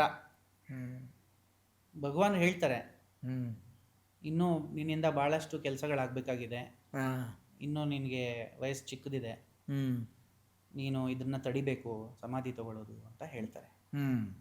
ಅದನ್ನ ಸಾಲಿಗ್ರಾಮ್ ಸ್ವಾಮಿಗಳು ಏನೇ ಹೇಳಿದ್ರು ಕೇಳಲ್ಲ, ನಿರಾಕರಿಸ್ತಾರೆ. ಒಂದೇ ಕಾರಣಕ್ಕೆ, ಭಗವಾನ್ರು ಸಮಾಧಿ ತಗೊಳ್ಳೋದು, ನನ್ನ ಗುರು ಸಮಾಧಿ ತಗೊಳ್ಳೋದು ನಾನು ನೋಡಕ್ಕಾಗಲ್ಲ. ಅದು ಒಂದು ಅರ್ಥ. ಇನ್ನೊಂದು, ಭಗವಾನ್ರು ಸಮಾಧಿ ಮಾಡಬೇಕಾದ್ರೆ ಆ ಸಮಾಧಿ ಮಾಡೋ ವಿಧಿವಿಧಾನ ಏನಿದೆ, ಹ್ಮ್ ಒಬ್ಬ ಯೋಗಿ ಯೋಗಿಗಳು ಯಾರಿರ್ತಾರೆ ಹೌದು ಹೌದು ಅವರ ಸಮಾಧಿ, ಅದು ಒಂದು ಪ್ರೊಸೀಜರೇ ಬೇರೆ ಇರುತ್ತಲ್ಲ ಸರ್. ಹೌದು ಹೌದು ಅದನ್ನು ಇವಾಗ ಪ್ರಾಪರ್ ಒಂದು ಪಕ್ಕಾ ಒಂದು ಮೆಥಡಲ್ಲಿ ಮಾಡೋ ಒಂದು ಪ್ರೊಸೀಜರು ಭಗವಾನ್ರೇ ನಿಂತು ಸಾಲಿಗ್ರಾಮ ಸ್ವಾಮಿಗಳ ಸಮಾಧಿ ತೋರಿಸ್ಕೊಡ್ತಾರೆ ಯಾವ ಥರ ಅದನ್ನ ನೋಡಿದಂಥ ನೆಕ್ಸ್ಟ್ ಡಿವೋಟೀಸ್ಗೆ ಈ ಥರನೇ ಮಾಡಬೇಕು ಅಂತ ಗೊತ್ತಾಗಲಿ ಅಂದ್ಬಿಟ್ಟು. ಹೌದು. ಸೊ ನೆಕ್ಸ್ಟ್ ಯಾರು ಅಂತ ಅಂದರೆ ಐ ಮೀನ್ ನನಗೆ ರ್ಯಾಂಕಿಂಗಲ್ಲಿ ಹೇಳೋಕ್ಕೆ ಬರಲ್ಲ, ನಾನು ಹೇಳ್ತಾ ಇರೋದು ಅಂದರೆ ಯಾರೆಲ್ಲ ಇದ್ದರು ಸರ್. ಅಂದರೆ ಇವಾಗ ಸಾಲಿಗ್ರಾಮ ಸ್ವಾಮಿ ಹಿಂಗೆ ಸಮಾಧಿ ಮೊದಲೇ ತೊಗೊಂಡ್ಬಿಡ್ತಾರೆ ನೋಡಿ, ಭಗವಾನ್ ಇರುವಾಗಲೇ ಒಂದು ಟ್ರಸ್ಟನ್ನು ಫಾರ್ಮ್ ಮಾಡ್ತಾರೆ. ಓಕೆ ಅವಾಗ ಫೌಂಡರ್ ಟ್ರಸ್ಟಿಗಳಿದ್ರು. Okay one of the founder trustee ನಮ್ಮ ಗ್ರೇಟ್ ಗ್ರ್ಯಾಂಡ್ ಫಾದರ್ ಇದ್ರು, ಲಕ್ಷ್ಮಣ್ ಸಾಕೋಡಿ ಅವರು. ಹಾಂ ಕರೆಕ್ಟ್ ಕರೆಕ್ಟ್. ಸೊ ಅವರು ಇದ್ದರು, ಅವ್ರ ಜೊತೆ ಬೇರೆ ಹಲವಾರು ಫ್ಯಾಮಿಲಿಗಳಿದ್ರು. ಸೊ ಅವರು ಶಾಲಿಗ್ರಾಮ ಸ್ವಾಮಿದು ಸಮಾಧಿ ನೋಡಿದಾರಲ್ಲ? ನೋಡಿದ್ದಾರೆ. ಹಾಂ, ಆ ಇವೆಂಟ್ ನಡೆಯುವಾಗೆಲ್ಲ ಇದ್ದಿದ್ದಾರ ಅಲ್ಲಿ? ಇದ್ರು. ಓ, ಅವಾಗೆಲ್ಲ ನಮ್ಮ ಮುತ್ತಾತವರೆಲ್ಲ ಅಲ್ಲಿ ಹೋದಾಗೆಲ್ಲ ಸ್ವಾಮಿಗಳು ಇರ್ತಿದ್ರು. ಹಾಂ, ಅವಾಗೆಲ್ಲ ಅವ್ರ ಜೊತೆ ಸಮಯ ಕಳೆದಿದ್ದಾರೆ. ಹ್ಞೂ. ಜನಾನಂದ ಸ್ವಾಮಿಗಳಿದ್ರು. ಜನಾನಂದ ಸ್ವಾಮಿಗಳು ನಮ್ಮ ಮುತ್ತಾತವ್ರ ಮನೆಯಲ್ಲಿ ಸುಮಾರು 1 ತಿಂಗಳು ಬಂದು ವಾಸವಾಗಿದ್ರು. ಅವ್ರ ಸೇವೆ ಮಾಡೋ ಸೌಭಾಗ್ಯ ಸಿಕ್ಕಿದೆ. ಅಲ್ಲಿ ಸ್ವಾಮಿಗಳ ಬಗ್ಗೆನೂ ಹೇಳಬೇಕಂದ್ರೆ ಸುಮಾರು ಅನುಭವಗಳಾಗಿದೆ ಜನಾನಂದ ಸ್ವಾಮಿಗಳ ಬಗ್ಗೆ. ಸ್ವಾಮಿಗಳಿಗೆ ಅಲ್ಲಿ ನಮ್ಮ ಮನೆಯಲ್ಲಿ ಮುತ್ತಾತವ್ರ ಮನೆಯಲ್ಲಿ ವಾಸವಾಗಿದ್ದರೆ ಅಲ್ಲಿ ಅವ್ರಿಗೆ ನೋಡ್ಕೊಳ್ಳೋಕ್ಕೆ, ಅವ್ರ ಉಪಚಾರ ಮಾಡೋಕ್ಕೆ, ಅವ್ರಿಗೆ ಬಿಸಿನೀರು ಕಾಯಿಸೋಕ್ಕೆಲ್ಲ ನಮ್ಮ ಮನೆಯಲ್ಲಿ ಇಬ್ಬರು ಆಳುಗಳಿದ್ರು. ಅವಾಗೆಲ್ಲ ಸೌದೆ ಒಲೆ ಎಲ್ಲ, ಆ ಸೌದೆ ನೀರೆಲ್ಲ ಅಂಡೆಯಲ್ಲಿ ನೀರು ಕಾಯಿಸೋಕ್ಕೆಲ್ಲ ಅವರೆಲ್ಲ ರೆಡಿ ಮಾಡ್ತಿದ್ರು.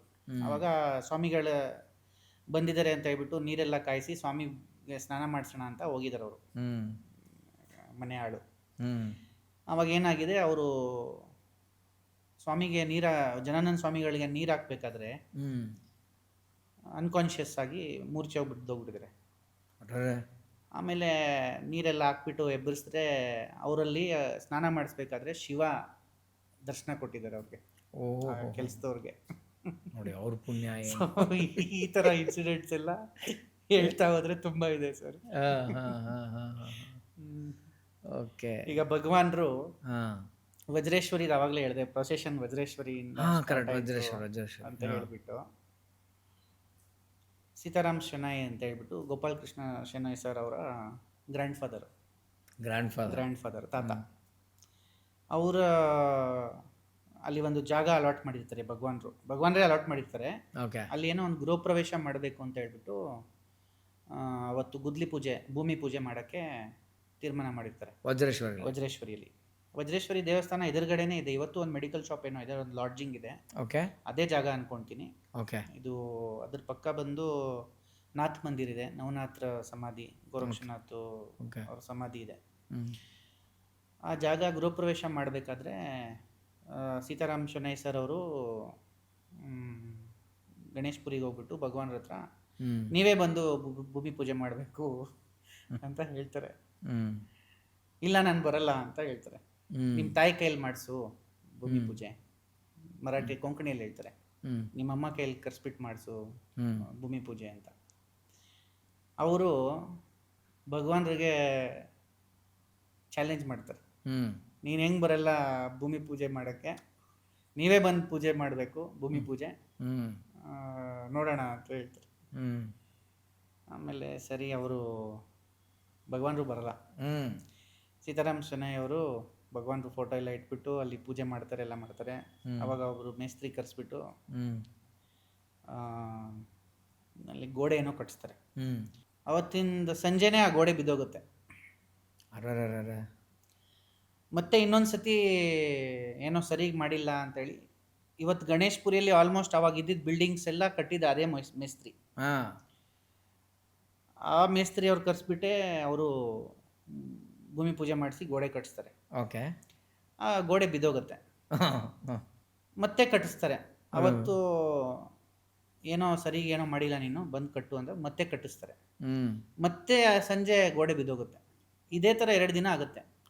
3ನೇ ಸತಿ ಕರೆದ್ಬಿಟ್ಟು, ನೋಡು ನೀನು ಯಾಕೋ ಸರಿ ಕೆಲಸ ಮಾಡ್ತಿಲ್ಲ, ನೀನು ಇವಾಗ ಮತ್ತೆ ಇದು ಬಿದ್ದರೆ ನಿನಗೆ ನಾನು ಬೇರೆ ಮೇಸ್ತ್ರಿ ಕೊಟ್ಬಿಡ್ತೀನಿ ಕೆಲಸ, ನೀನು ಇಲ್ಲಿ ಭಗವಾನ್ರಿಗೆ ಚಾಲೆಂಜ್ ಮಾಡಿರ್ತಾರಲ್ಲ, ಅದಕ್ಕೆ ಇದಾಗ್ತಾ ಇರೋದು.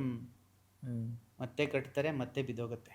ಆವಾಗ ಹೋಗಿ ಭಗವಾನ್ರ ಹತ್ರ ಹ್ಞೂ ಹೇಳ್ಕೊಳ್ತಾರೆ, ಕ್ಷಮೆ ಕೇಳ್ತಾರೆ. ನಿಮ್ಮನ್ನು ಚಾಲೆಂಜ್ ಮಾಡಿದೆ ನಾನು, ಹಾಂ ನನ್ನಿಂದ ತಪ್ಪಾಯಿತು ಅಂತ ಹೇಳ್ತಾರೆ.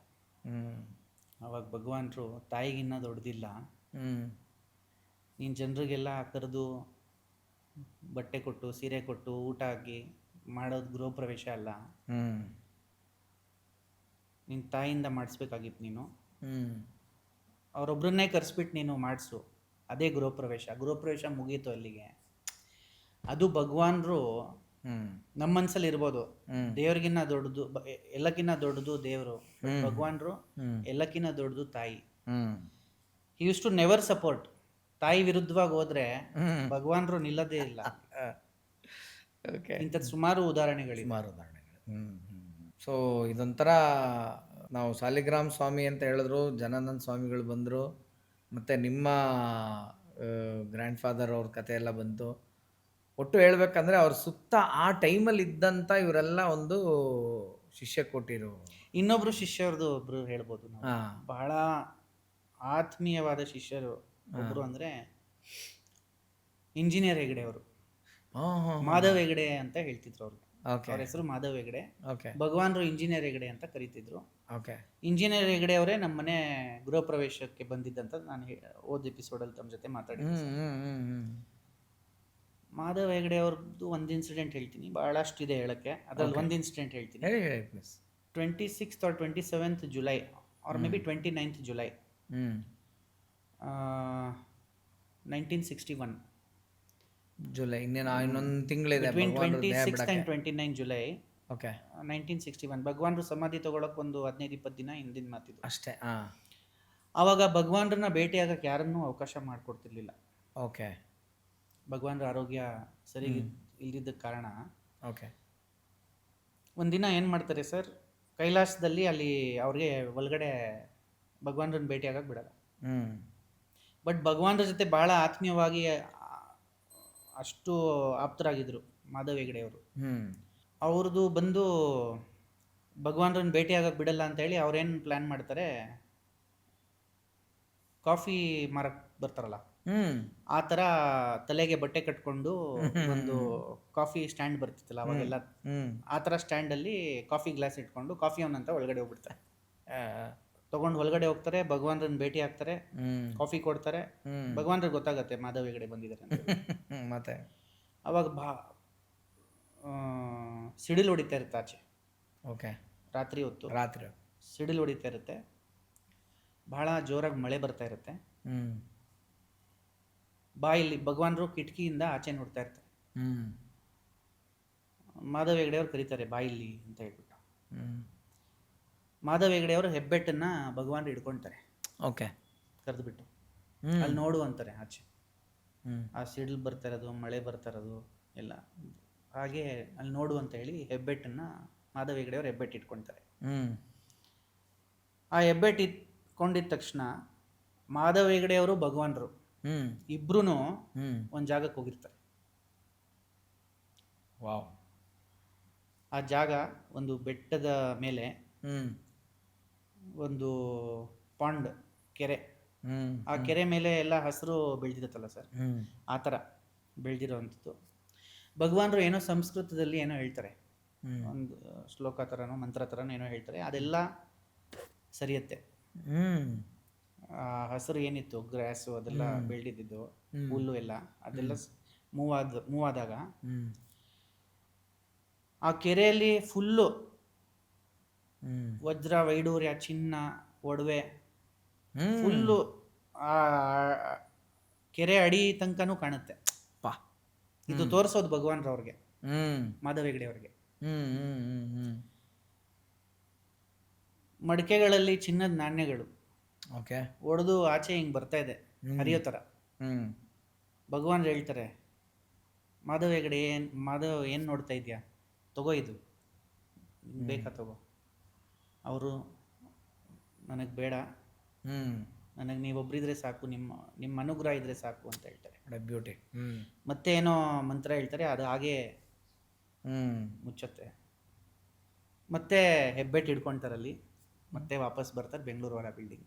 ಈ ಅನುಭವನ ಮಾಧವ ಹೆಗ್ಡೆ ಅವರೇ ಹಂಚ್ಕೊಂಡ್ರಲ್ಲ ಇದು? ಓಹ್! ಸ್ವತಃ ಅವರೇ ಹಂಚ್ಕೊಂಡ್ರದು. ಹೌದು. ಇದು ಎಲ್ಲಿ ಅಂದರೆ ಆ ಬೆಟ್ಟ ಯಾವುದು ಅಂದರೆ ತುಂಗಾರೇಶ್ವರ್. ಅದು ನಾನು ಮರ್ತ್ಬಿಟ್ಟೆ ಹೇಳಕ್ಕೆ. ಓಕೆ. ತುಂಗಾರೇಶ್ವರ್ ಬೆಟ್ಟಕ್ಕೆ ಕರ್ಕೊಂಡು ಹೋಗಿರ್ತಾರೆ. ಹ್ಞೂ ಗಣೇಶ್ಪುರಿಯಿಂದ ಹ್ಞೂ ಭಾಳ ಸಮೀಪವಾಗಿರ್ತಕ್ಕಂಥ ಹ್ಞೂ ಬೆಟ್ಟ ತುಂಗಾರೇಶ್ವರ್ ಬೆಟ್ಟ. ಓಕೆ. ಅಲ್ಲಿ ಭಗವಾನ್ರ ಜೊತೆ ಇದ್ದವರು ಒಬ್ಬರು ಸಾಧು ಸದಾನಂದ ಮಹಾರಾಜರು. ಇವತ್ತು ಕೂಡ ತುಂಗಾರೇಶ್ವರ ಬೆಟ್ಟದಲ್ಲಿ ಅವ್ರ ಆಶ್ರಮ ಇದೆ, ಹಾಂ ಅಲ್ಲೇ ನೆಲೆಸ್ತಾರೆ. Okay okay okay okay. So ಇದು ಮಾಧವ ಹೆಗ್ಡೆ ಅವರ ಜೊತೆ ಆಗಿರ್ತಕ್ಕಂಥ ಒಂದು ಸಣ್ಣ ಇದು ಎಲ್ಲಿ ಸಣ್ಣ ಸರ್ ಇದು? ಇಂಥ ಇನ್ಸಿಡೆಂಟ್ ಎಲ್ಲ ಲೈಫಲ್ಲಿ ಅನ್ಇಮ್ಯಾಜಿನಬಲ್. ಆಮೇಲೆ ನೀವೇ ಹೇಳಿದ್ರ, ನಾನು ಬುಕ್ಕಲ್ಲಿ ಓದಿದ್ನ ಗೊತ್ತಿಲ್ಲ, ಜನಾನಂದ ಸ್ವಾಮಿಗಳನ್ನ ಕಾಂಜನ್ಗಢಕ್ಕೆ ಕಳಿಸ್ತಾರ. ಜನಾನಂದ ಸ್ವಾಮಿಗಳಿಗೆ ಹಾಂ ಭಗವಾನ್ರು ಹಾಂ ಕಾಂಜಂಗಡ ಆಶ್ರಮ ಕಳಿಸ್ತಾರೆ. ಕಾಂಜಂಗಡ ಆಶ್ರಮ ನೋಡ್ಕೋ. ಆಗ ಜನಾನಂದ ಸ್ವಾಮಿಗಳ ಬಗ್ಗೆ ಬರೋ ಮುಂಚೆ ಮಾಧವ ಹೆಗ್ಡೆ ಅವ್ರದ್ದು ಒಂದು ಶಾರ್ಟ್ ಬಿಟ್ ಹೇಳ್ಬಿಡ್ತೀನಿ ಸರ್. ಹೇಳಿ ಹೇಳಿ ಹೇಳಿ ಪ್ಲೀಸ್ ಹೇಳಿ. ಮಾಧವ ಹೆಗ್ಡೆ ಅವರು ಬೆಂಗಳೂರು ವಾಲ ಬಿಲ್ಡಿಂಗ್ ವಾಪಸ್ ಕರ್ಕೊಂಡ್ಬರ್ತಾರೆ ಹೆಬ್ಬೆಟ್ ಇಟ್ಕೊಂಡು. ಅವ್ರಿಗೆ ಮಾಧವ ಹೆಗ್ಡೆ ಅವ್ರಿಗೆ ಹೇಳ್ತಾರೆ, ಈಗ ಸ್ಥಿರ ಸಮಾಧಿ ಓ ಭಗವಾನ್ ಹೇಳೋದು ಕೊಂಕಣಿಯಲ್ಲಿ. ಈಗ ಇದು ಸ್ಥಿರ ಸಮಾಧಿ. ಯಾವಾಗಲೂ ಅವರು ಇದು ಅಂತಾನೆ ಹೇಳ್ತಾ ಇದ್ರು. ಹೌದೌದೌದು. ಮಾಧವ ಹೆಗ್ಡೆ ಅವರು ಅಥವಾ ಬೇರೆ ಡಿವೋಟೀಸ್ಗೆ ಮಾತಾಡ್ಬೇಕಾದ್ರೂ ಮಾಧವ ಹೆಗ್ಡೆ ಅವ್ರ ಜೊತೆ ಇನ್ನೊಂದು ಇನ್ಸಿಡೆಂಟ್ ಇದೆ. ಅದ್ರಲ್ಲೂ ಭಗವಾನ್ರು ಏನೋ ಹೇಳಿರ್ತಾರೆ ಅವ್ರಿಗೆ. ಯಾರು ಹೇಳಿದ್ ನಿನಗೆ? ಒಂದು ಜಾಬ್ ರಿಸೈನ್ ಮಾಡಕ್ ಹೇಳ್ಬಿಟ್ಟಿರ್ತಾರೆ ಭಗವಾನ್ರು. ಅವರೇ ಹೇಳಿ ಮತ್ತೆ ನೆಕ್ಸ್ಟ್ ಟೈಮ್ ಅವ್ರು ಬಂದಾಗ ಜಾಬ್ ಇಲ್ದೆ ಯಾರು ಹೇಳಿದ್ರು ನಿನ್ಗೆ ರಿಸೈನ್ ಮಾಡಕ್ಕೆ ಅಂತ ಭಗವಾನ್ರು ಕೇಳ್ತಾರೆ. ಅವಾಗ ಮಾಧವ ಹೆಗ್ಡೆ ಅವರು ಇಲ್ಲೇ ಹೇಳಿದ್ದು, ನೀವೇ ಹೇಳಿದ್ದು, ತಾವೇ ಹೇಳಿದ್ದು ಅಂತಿರ್ಲಿಲ್ಲ, ಇಲ್ಲೇ ಹೇಳಿದ್ದು ನನಗೆ ಅಂದ್ರೆ ಅಂಡರ್ಸ್ಟುಡ್, ಅದು ನೀವೇ ಹೇಳಿದ್ದು ಅಂತ. ಆ ತರ ಕಮ್ಯುನಿಕೇಟ್ ಮಾಡ್ತಿದ್ದು ಸಂಭಾಷಣೆ. ನೋಡಿ, ಇದು ಅದು ಇಲ್ಲೇ ಹೇಳಿದ್ದು ನನಗೆ ಅಂತ ಹೇಳಿದ್ದು. ಸೊ ಮಾಧವ ಹೆಗ್ಡೆ ಅವ್ರಿಗೆ ಸ್ಥಿರ ಸಮಾಧಿ ಇವಾಗ ಅಂತ ಹೇಳ್ತಾರೆ.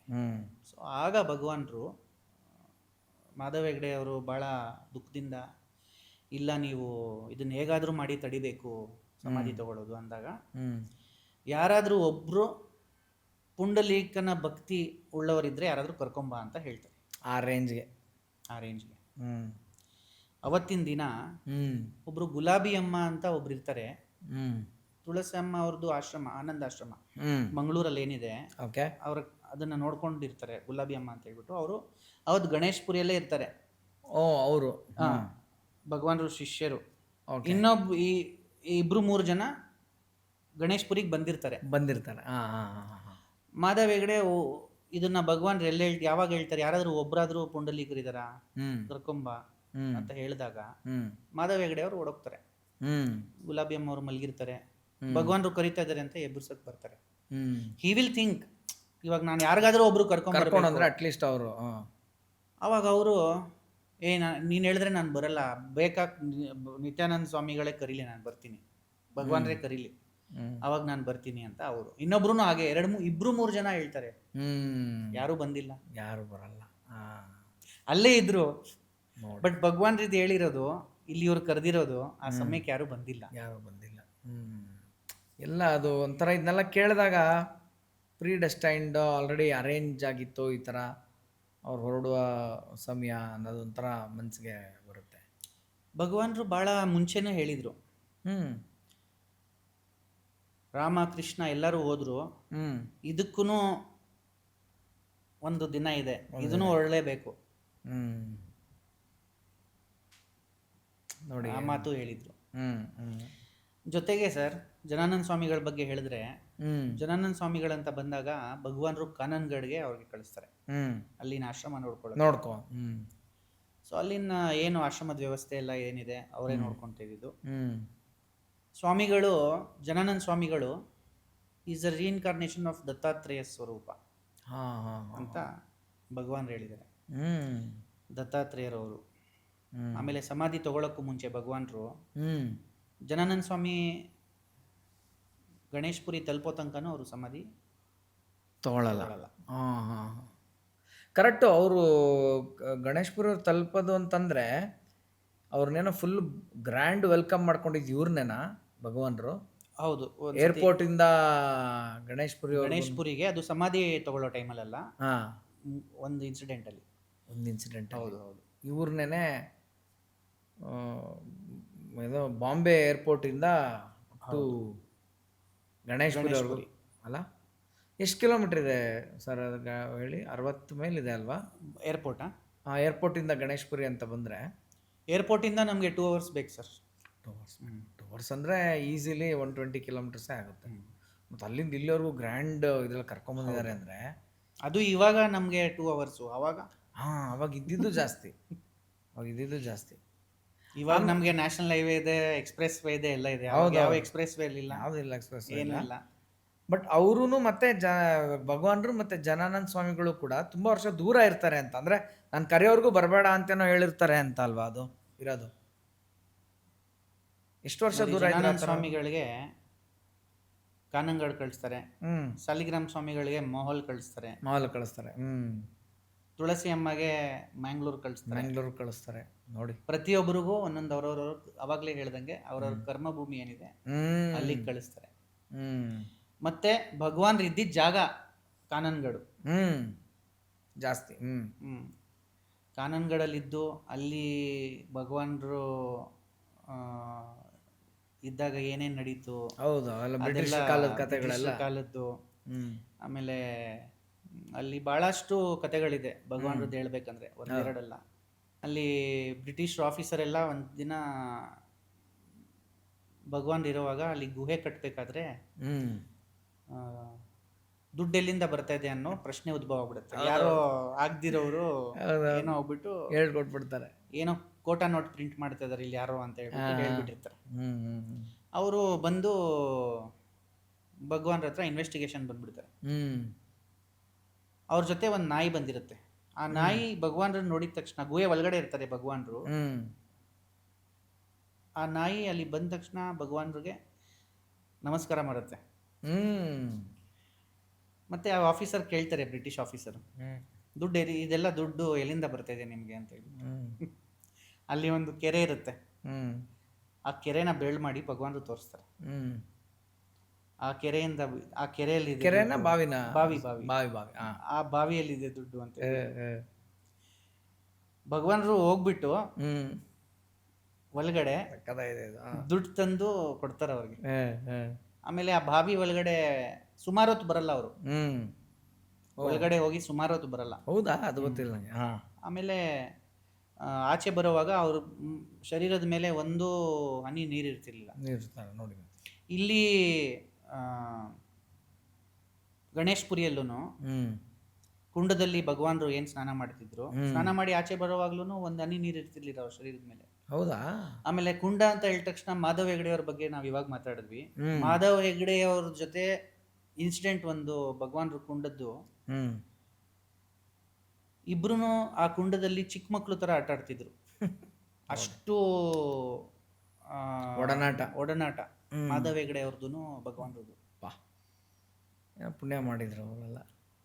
ಚಿಕ್ಕ ಮಕ್ಕಳೆಲ್ಲ ಹಿಂಗೆ ಕೈಯಲ್ಲಿ ನೀರು ತಗೊಂಡು ಹಿಂಗೆ, ಹೌದೌದು, ಹಿಂಗೆ ಅಂದ್ಬಿಟ್ಟು ಪಚಕ್ ಪಚಕ್ ಅಂತ ಫೌಂಟನ್ ತರ ಬಿಡ್ತಾರಲ್ಲ, ಆ ತರ ಇಬ್ರು ಆಟ ಆಡ್ತಿದ್ರು ಭಗವಾನ್ರು ಮತ್ತೆ ಮಾಧವ್ ಹೆಗ್ಡೆ ಅವರು. ಭಗವಾನ್ರ ಜೊತೆ ಸ್ನಾನ ಮಾಡಿರೋದು ಕುಂಡದಲ್ಲಿ ಐ ಥಿಂಕ್ ಮಾಧವ್ ಹೆಗ್ಡೆ ಅವ್ರು ಬಿಟ್ರೆ ಇನ್ನ ಯಾರು, ಚಿಕ್ಕ ಮಕ್ಕಳು ಬಿಟ್ರೆ ಯಾರು ಕುಂಡದಲ್ಲಿ ಭಗವಾನ್ ಜೊತೆ ಸ್ನಾನ ಮಾಡಿರೋಕ್ಕಿಲ್ಲ. ಅಷ್ಟು ಲೀನಿಯಂಟ್ ಆಗಿ ಯಾರು ಸಾಧ್ಯ ಇಲ್ಲ. So again coming back to Kanhangad, ಅಲ್ಲಿ ಸುಮಾರು ಹೊತ್ತು ಅವರು ಆಚೆ ಬರಲ್ಲ ಭಗವಾನ್ರು. ಆಮೇಲೆ ದುಡ್ಡು ತಂದು ಕೊಡ್ತಾರೆ. ಆಮೇಲೆ ಅವ್ರ ಬಾವಿಯಲ್ಲಿ ಹೋಗ್ಲಿ ಎಲ್ಲೇ ಹೋಗ್ಲಿ ಅವ್ರು ತೆಗಿತಿದ್ದಿದ್ದೇ ಲಂಗೋಟಿಯಿಂದ ತೆಗ್ದೇ ಕೊಡ್ತಿದ್ದು. ನಿನಗೂ ಬೇಕಾ, ಹೋಗು ನೀನು ತಗೋ ಅಂತ ಹೇಳ್ಬಿಟ್ಟು ಆ ಬ್ರಿಟಿಷ್ ಆಫೀಸರ್ಗೆ ಹೇಳ್ತಾರೆ. ಅವ್ರು ಹೋಗಿ ಅಲ್ಲಿ ನೋಡಿದಾಗ ಬರೀ ಚೇಳು ಹಾವು ಅದೇ ಇದ್ದಿದ್ದು ಆ ಬಾವಿಯಲ್ಲಿ. ಇವ್ರಿಗೆ ಮಾತ್ರ ದುಡ್ಡು ಸಿಕ್ತು, ಅವ್ರಿಗೆ ಒಳ್ಳೆ ಲೆಸನ್. Super sir. ಅಂದರೆ ನಮಗೆ ಗೊತ್ತಿಲ್ಲ ಈಗ ಏನಾಗುತ್ತೆ, ಈ ಥರದವ್ರು ಇದ್ರಾ, ಹಿಂಗಿದ್ರಾ, ಹಂಗಿದ್ರಾ, ಇದೆಲ್ಲ ಕೇಳೋರು ನಾವೇನು ಹೇಳೋಕ್ಕಾಗಲ್ಲ. ಯಾಕಂದರೆ ಇದೆಲ್ಲ ತುಂಬ ಏನು 500,000 ವರ್ಷ ಹಿಂದೆ ಅಲ್ವಲ್ಲ ಸರ್. 1961 ಅಂದರೆ ಎಷ್ಟು ಸರ್? ಹೌದು ಸರ್, ಹೇಳಿ ನೋಡೋಣ. ಆಗಿದ್ದವ್ರು ಈಗಲೂ ಇದ್ದಾರೆ. ಈಗ ನನಗೆ ನೀವೊಂದು ಹೆಲ್ಪ್ ಮಾಡಬೇಕು ಮುಂಬರುವ ದಿನಗಳಲ್ಲಿ. ಖಂಡಿತ. ಈಗ ಗೋಪಾಲ್ ಕೃಷ್ಣ ಸರ್ ಅಂತ ಹೇಳಿದ್ರಲ್ಲ, ಅವರು ಕನ್ನಡ ಮಾತಾಡ್ತಾರಾ ಅವರು ಹಿಂಗೆ? ಕನ್ನಡ ಅಷ್ಟು ಸ್ಪಷ್ಟವಾಗಿ ಮಾತಾಡ್ತಾರೆ ಅನ್ನೋದು ನನಗೆ ಗೊತ್ತಿಲ್ಲ. ಓಕೆ. ಬಟ್ ಅವ್ರು ಮರಾಠಿ ಅಥವಾ ಹಿಂದಿ ಮತ್ತು ಇಂಗ್ಲೀಷಲ್ಲಿ ಖಂಡಿತವಾಗ್ಲೂ ಮಾತಾಡ್ತಾರೆ. ಒಂದು ನಮ್ಮ ಆಡಿಯನ್ಸ್ ಹತ್ರ ಇವತ್ತೇ ನಾನು ಅವ್ರಿಗೊಂದು ಹೇಳ್ಬಿಡ್ತೀನಿ. ಮತ್ತು ಈ ಭಕ್ತಿ ಭಾವದ ಮಧ್ಯೆ ಭಾಷೆ ಅಡ್ಡವಾಗಿ ಬಂದು ಯಾರು ತಪ್ಪು ತಿಳ್ಕೊಬೇಡಿ. ಈಗ ಅವ್ರಿಗೆ ಬರೋದೇ ಹಿಂದಿ, ಮರಾಠಿ, ಇಂಗ್ಲೀಷ್ ಅನ್ನೋದಾದರೆ ನನ್ನ ಪ್ರಯತ್ನವು ಏನೋ ನೀವೊಂದು ಭೇಟಿ ಮಾಡಿಸಿದ್ರೆ, ಖಂಡಿತ ಸರ್. ಒಂದ್ಸತಿ ಭೇಟಿ ಮಾಡಿದ್ದೀನಿ ನಾನು ಹೌದು, ಅಂಕಲ್ನ. ಆದರೆ ಇದೆಲ್ಲ ನಾವು ಅವತ್ತು ಮಾತಾಡಿರಲಿಲ್ಲ. ಅವತ್ತೆಲ್ಲ ಸಿಕ್ಕಿದ್ದು ಊಟ ಮಾಡಿದ್ವಿ. ಯಾಕೆಂದರೆ ಭಗವಾನ್ರನ್ನ ಡೈರೆಕ್ಟ್ ನೋಡಿರೋಂಥ ವ್ಯಕ್ತಿ ಅವರು. ಹೌದು. ಸೊ ಅವ್ರ ಹೆಸರಿಟ್ಟಿದ್ದೇ ಭಗವಾನ್ರು. ಹೌದಾ? ಗೋಪಾಲ್ ಕೃಷ್ಣ ಶೆಣಾಯ್ ಸರ್ಗೆ ಹೆಸರು ಇಟ್ಟಿದ್ದೇ ಭಗವಾನ್ರು. ಗೋಪಾಲ್ ಕೃಷ್ಣ ಅಂತ. It is is 5th generation. Okay okay. ಅವ್ರ ತಾತ ಅವರಿಂದ 5ನೇ ತಲೆಮಾರು ಅವ್ರದ್ದು ಭಗವಾನ್ರ ಜೊತೆ ಇದ್ದಿದ್ದು. ಗೋಪಾಲ್ ಕೃಷ್ಣ ಶೆಣಾಯ್ ಸರ್ ಅವರು 5ನೇ ತಲೆಮಾರು. ಅವ್ರ ಹತ್ರ ಒಂದು ಈ ಥರದ್ದೊಂದು ಮಾತುಕತೆಗೆ ಒಂದು ವ್ಯವಸ್ಥೆ ಮಾಡಿಕೊಡಿ ಸರ್. ಖಂಡಿತ ಸರ್, ಡೆಫಿನೆಟ್ಲಿ. ಅಂದರೆ ಅವ್ರು ಇಲ್ಲಿಗೆ ಬರ್ತಾರಾ, ಇಲ್ಲ ನಾವೇ ಅಲ್ಲಿಗೆ ಹೋಗೋದ, ಏನೋ ಒಂದು ಮಾಡೋಣ, ಇಲ್ಲ ಒಂದು ಕೆಲಸ ಮಾಡೋಣ, ನಾವೇ ಹೋಗೋಣ ಸರ್. ಆಯಿತು, ಹೋಗೋಣ. ಅಂದರೆ ನಮ್ಮ ಜೊತೆ ನಮ್ಮ ಆಡಿಯನ್ಸು ಟ್ರಾವೆಲ್ ಮಾಡಲಿ, ಡೆಫಿನೆಟ್ಲಿ. ಅವ್ರಿಗೆ ಇದು ಅಂತೆಲ್ಲ ತೋರ್ಸತಕ್ಕಂಥದ್ದು.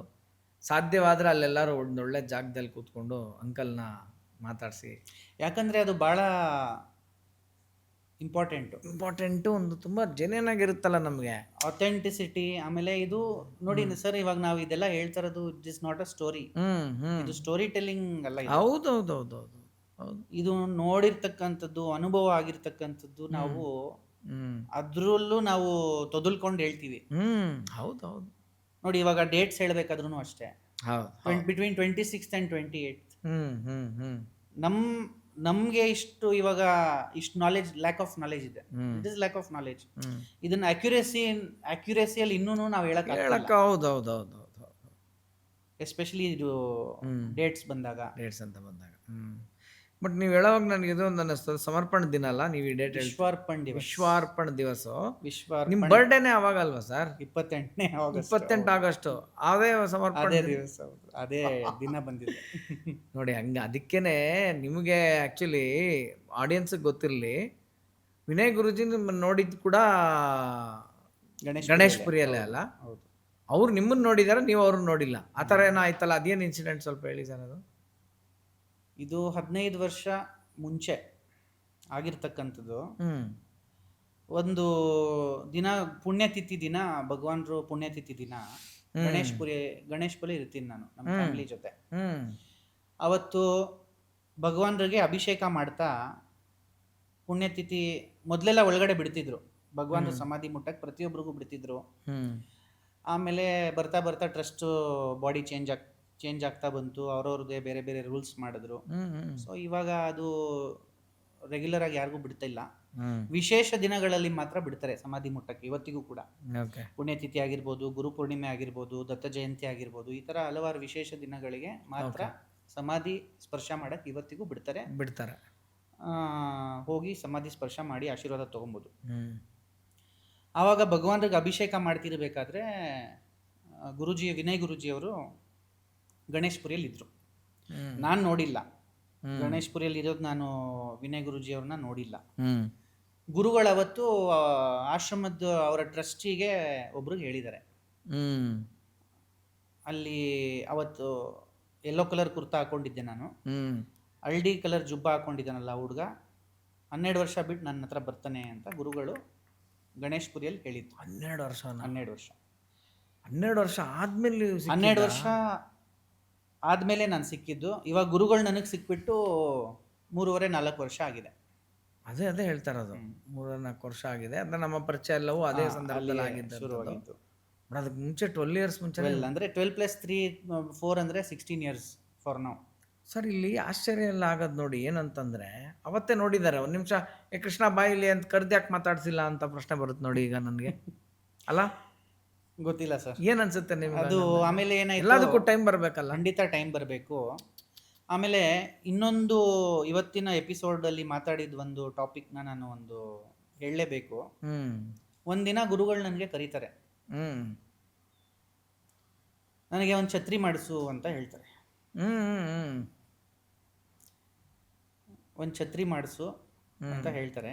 ಹೇಳಿ ಸಾಲಿಗ್ರಾಮ್ ಸ್ವಾಮಿಗಳು ಭಗವಾನ್ರಿಗೆ ಹೇಗೆ ಛತ್ರಿ ಹ್ಮ್ ಮಾಡಿಸಿ ತಂದ್ರೋ, ಆ, ನೀನು ನನಗೊಂದು ಆ ಥರ ಛತ್ರಿ ಮಾಡಿಸಿ ತಗೊಂಬಾ ಅಂತ ಹೇಳ್ತಾರೆ. ಗುರುಗಳು ಹೇಳಿರೋ ಮಾತಿದ್ದು. Super super. ಅದಕ್ಕೆ ನಾನು ಆಶ್ರಮದಲ್ಲಿ ಇಟ್ಟಿರ್ತಕ್ಕಂಥ ಛತ್ರಿ ಮಾಡಿಸಿ ಗುರುಗಳಿಗೆ ಸಮರ್ಪಣೆ ಮಾಡಿದೆ. ಓಕೆ ಆಮೇಲೆ ಗುರು ಪೂರ್ಣಿಮೆ ದಿನ ಅದೇ ಛತ್ರಿ ಇಟ್ಟು ಗುರುಗಳ ಫೋಟೋ ಇಟ್ಬಿಟ್ಟು ಓಕೆ. ಪೂಜೆ ಮಾಡೋದು. ಆ ಲಾಂಛನ ಮತ್ತೆ ಛತ್ರಿ ಏನಿದೆ, ಸೂಪರ್ ಸೂಪರ್. ಜನ ಅನ್ಕೊಬೋದು ಹೌದು. ಸುಮ್ಮನೆ ಇಡ್ತೀವಿ ಅಂತ, ಬಟ್ ಆ ಛತ್ರಿ ಇಟ್ಟಿರೋ ಕಾರಣ, ಹ್ಮ್. ಅದ್ರ ಹಿಂದೆ ಇರೋ ಒಂದು ಕತೆ ಇದು. Super super super sir. ನನಗೆ ಕೇಳೋ ಒಂಥರ ಖುಷಿ ಆಗ್ತಾ ಇದೆ ನನಗೆ. Super super. ಸೊ ಅವ್ರಿಗೆ ಎಲ್ಲರೂ ಮೊದಲೇ ಗೊತ್ತಿರ್ತಾರೆ, ಆದರೆ ಆ ಟೈಮ್ ಬರ್ಬೇಕಷ್ಟೇ. ಟೈಮ್ ಬರಬೇಕು. ಟೈಮ್ ಬರಬೇಕಲ್ಲ ಸರ್. ಇಲ್ಲ ಸಿಕ್ಕಾಬಟ್ಟೆ ಏನು ಇದಕ್ಕೆಲ್ಲ ಎಕ್ಸ್ಪ್ಲನೇಷನ್ ಕೊಡೋಕ್ಕಾಗಲ್ಲ. ಇಂಥದ್ದು ಸುಮಾರು ಇದೆ ಸರ್, ಹೇಳ್ತಾ ಹೋದ್ರೆ ಹೇಳಿ ಪಾಪ ನೀವು. ಸುಮಾರು ಇದೆಲ್ಲ ಅನುಭವಗಳ ಗುರು ಕಥಾಮೃತವಿದು ಲೆಕ್ಕ. ನೋಡಿ, ಇವಾಗ ಗುರುವಾರ ಪೂಜೆದೆ ತಗೊಳ್ಳಿ. ಹ್ಮ್. ಇವತ್ತು ಆಶ್ರಮದಲ್ಲಿ ಇಟ್ಟಿರೋದು ಭಗವಾನ್ರ ಪಾದುಕೆ ಏನಿದೆ, ಹೌದು ಹೌದು. ಅದು ಗುರುಗಳು ಹೇಳಿ ಮಾಡಿಸಿ, ನಾನು ಕನ್ಸಲ್ಲೂ ಅನ್ಕೊಂಡಿರ್ಲಿಲ್ಲ ನಾನು ಗುರುವಾರ ಬಂದು ಪೂಜೆ ಮಾಡ್ತೀನಿ ಹೌದು ಆಶ್ರಮದಲ್ಲಿ. ಹೌದು. ಬಟ್ ಆ ಒಂದು ಸೇವೆನ ನಮಗೆ ಗುರೂಜಿ ಕೊಟ್ಟಿದ್ದಾರೆ ಅಂದ್ರೆ. ಕೊಟ್ಟಿದ್ದಾರೆ. ಆಮೇಲೆ ಎಷ್ಟೋ ಜನಕ್ಕೆ ಅದರಿಂದ ಅವ್ರವ್ರ ಕಷ್ಟಗಳ ನಿವಾರಣೆ ಆಗ್ತಾ ಇದೆ. ಹೌದು ಹೌದು ಹೌದು ಹೌದು. ಅದು ನಮ್ಮ ಸೌಭಾಗ್ಯನೇ ಅಂತ ಹೇಳಿ. ಖಂಡಿತ ಸೌಭಾಗ್ಯ. ಒಂದು ಇನ್ನೊಂದು ವಿಷಯ ಹೇಳ್ಬೇಕು ತಮಗೆ. ಇದು ಹೋದ ವಾರನೇ ನನ್ನ ಗಮನಕ್ಕೆ ಬಂದಿದ್ದು. ನಮ್ಮ ಆಶ್ರಮದಲ್ಲಿ ಗುರುಗಳು ಭಗವಾನ್ರ ವಿಗ್ರಹ ಒಂದು ಚಿಕ್ಕ ವಿಗ್ರಹ ಒಂದು ಮಾಡಿಸಿದ್ರು. ಅದಕ್ಕೆ ಮೊದಲು ಪೂಜೆ ಮಾಡ್ತಿದ್ವಿ. ಅದನ್ನ ವಿಗ್ರಹನ ಯಾರಿಗೋ ಕೊಟ್ಬಿಟ್ರು ಗುರುಗಳು. ಅವತ್ತೇ ಇನ್ನೊಂದು ವಿಗ್ರಹ ಹಸನ್ ಮಾತಾಜಿ ಅವರ ಒಬ್ರು ಅವ್ರ ಕಡೆಯವರು ಬಂದು ಗುರುಗಳು ಕೊಟ್ರು. ಇವಾಗ ಪ್ರೆಸೆಂಟ್ಲಿ ಸಣ್ಣದಾಗಿರೋ ವಿಗ್ರಹ ಭಗವಾನ್ರದ್ದು ಪೂಜೆ ಮಾಡ್ತಾ ಇರೋದು ಅದೇ ವಿಗ್ರಹ. ನಾನು ಪ್ರತಿ ಗುರುವಾರ ನಾನು ಮತ್ತೆ ಪ್ರಜ್ವಲ್ ಇಬ್ರು ಪೂಜೆ ಮಾಡಕ್ ಕೂತ್ಕೊಂಡಾಗ ನಾನು ಹೋದ ವಾರ ಪ್ರಜ್ವಲ್ಗೆ ಹೇಳಿದೆ, ಆ ವಿಗ್ರಹನ ಕೈಗೆ ಕೊಟ್ಟೆ, ನಿನಗೇನು ಅನ್ನಿಸ್ತಾ ಇದೆ ಅಂತ ಕೇಳಿದೆ. ಯಾಕೆ ಅಂದ್ರೆ ಆ ವಿಗ್ರಹ ಮೊದಲನೇ ದಿನ ಏನ್ ಬಂದಿತ್ತು, ಫಸ್ಟ್ ಇದ್ದಿದ್ದ ವಿಗ್ರಹ ಬಹಳ ವೇಟ್ ಇತ್ತು. ಓಕೆ. ಎತ್ತಕ್ಕೆ ಬಹಳ ಕಷ್ಟ ಆಗ್ತಿತ್ತು. ಸಣ್ಣದಾಗಿದ್ರು ಬಹಳ ವೇಟ್ ಇತ್ತು. ಬಹಳ ವೇಟ್ ಇತ್ತು. ಹೌದು. ಅದು ಯಾರಿಗೋ ಕೊಟ್ಬಿಟ್ರು ಗುರುಗಳು. ಈ ವಿಗ್ರಹ ಬಂದಾಗ ಅದೆಷ್ಟು ವೇಟ್ ಇತ್ತೋ ಅಷ್ಟೇ ಲೈಟ್ ವೇಟು. ನಾನು ಅವಾಗ ಬಂದಾಗ್ಲೂ ಪ್ರಜ್ವಲ್ಗೆ ಹೇಳಿದೆ ಅದೆಷ್ಟು ಭಾರ ಇತ್ತು, ಇದು ಎಷ್ಟು ಲೈಟ್ ವೇಟ್ ಇದೆ ಅಂತ ಹೇಳಿ. ಸುಮ್ಮನೆ ಹಿಂಗೆ ಒಂದೇ ಕೈಯಲ್ಲಿ ಎತ್ಬೋದಿತ್ತು. ಬಟ್ ಸರ್ ಇವತ್ತು ಆ ವಿಗ್ರಹ ವೇಟ್ ಆಗಿಬಿಟ್ಟಿದೆ. ಹೌದಾ? ಹೌದು. ನಾನು ಹೋದ ವಾರ ಪ್ರಜ್ವಲ್ಗೆ ಹೇಳಿದ್ದೀನಿ, ಕೈಗೂ ಕೊಟ್ಟು ತೋರಿಸ್ದೆ.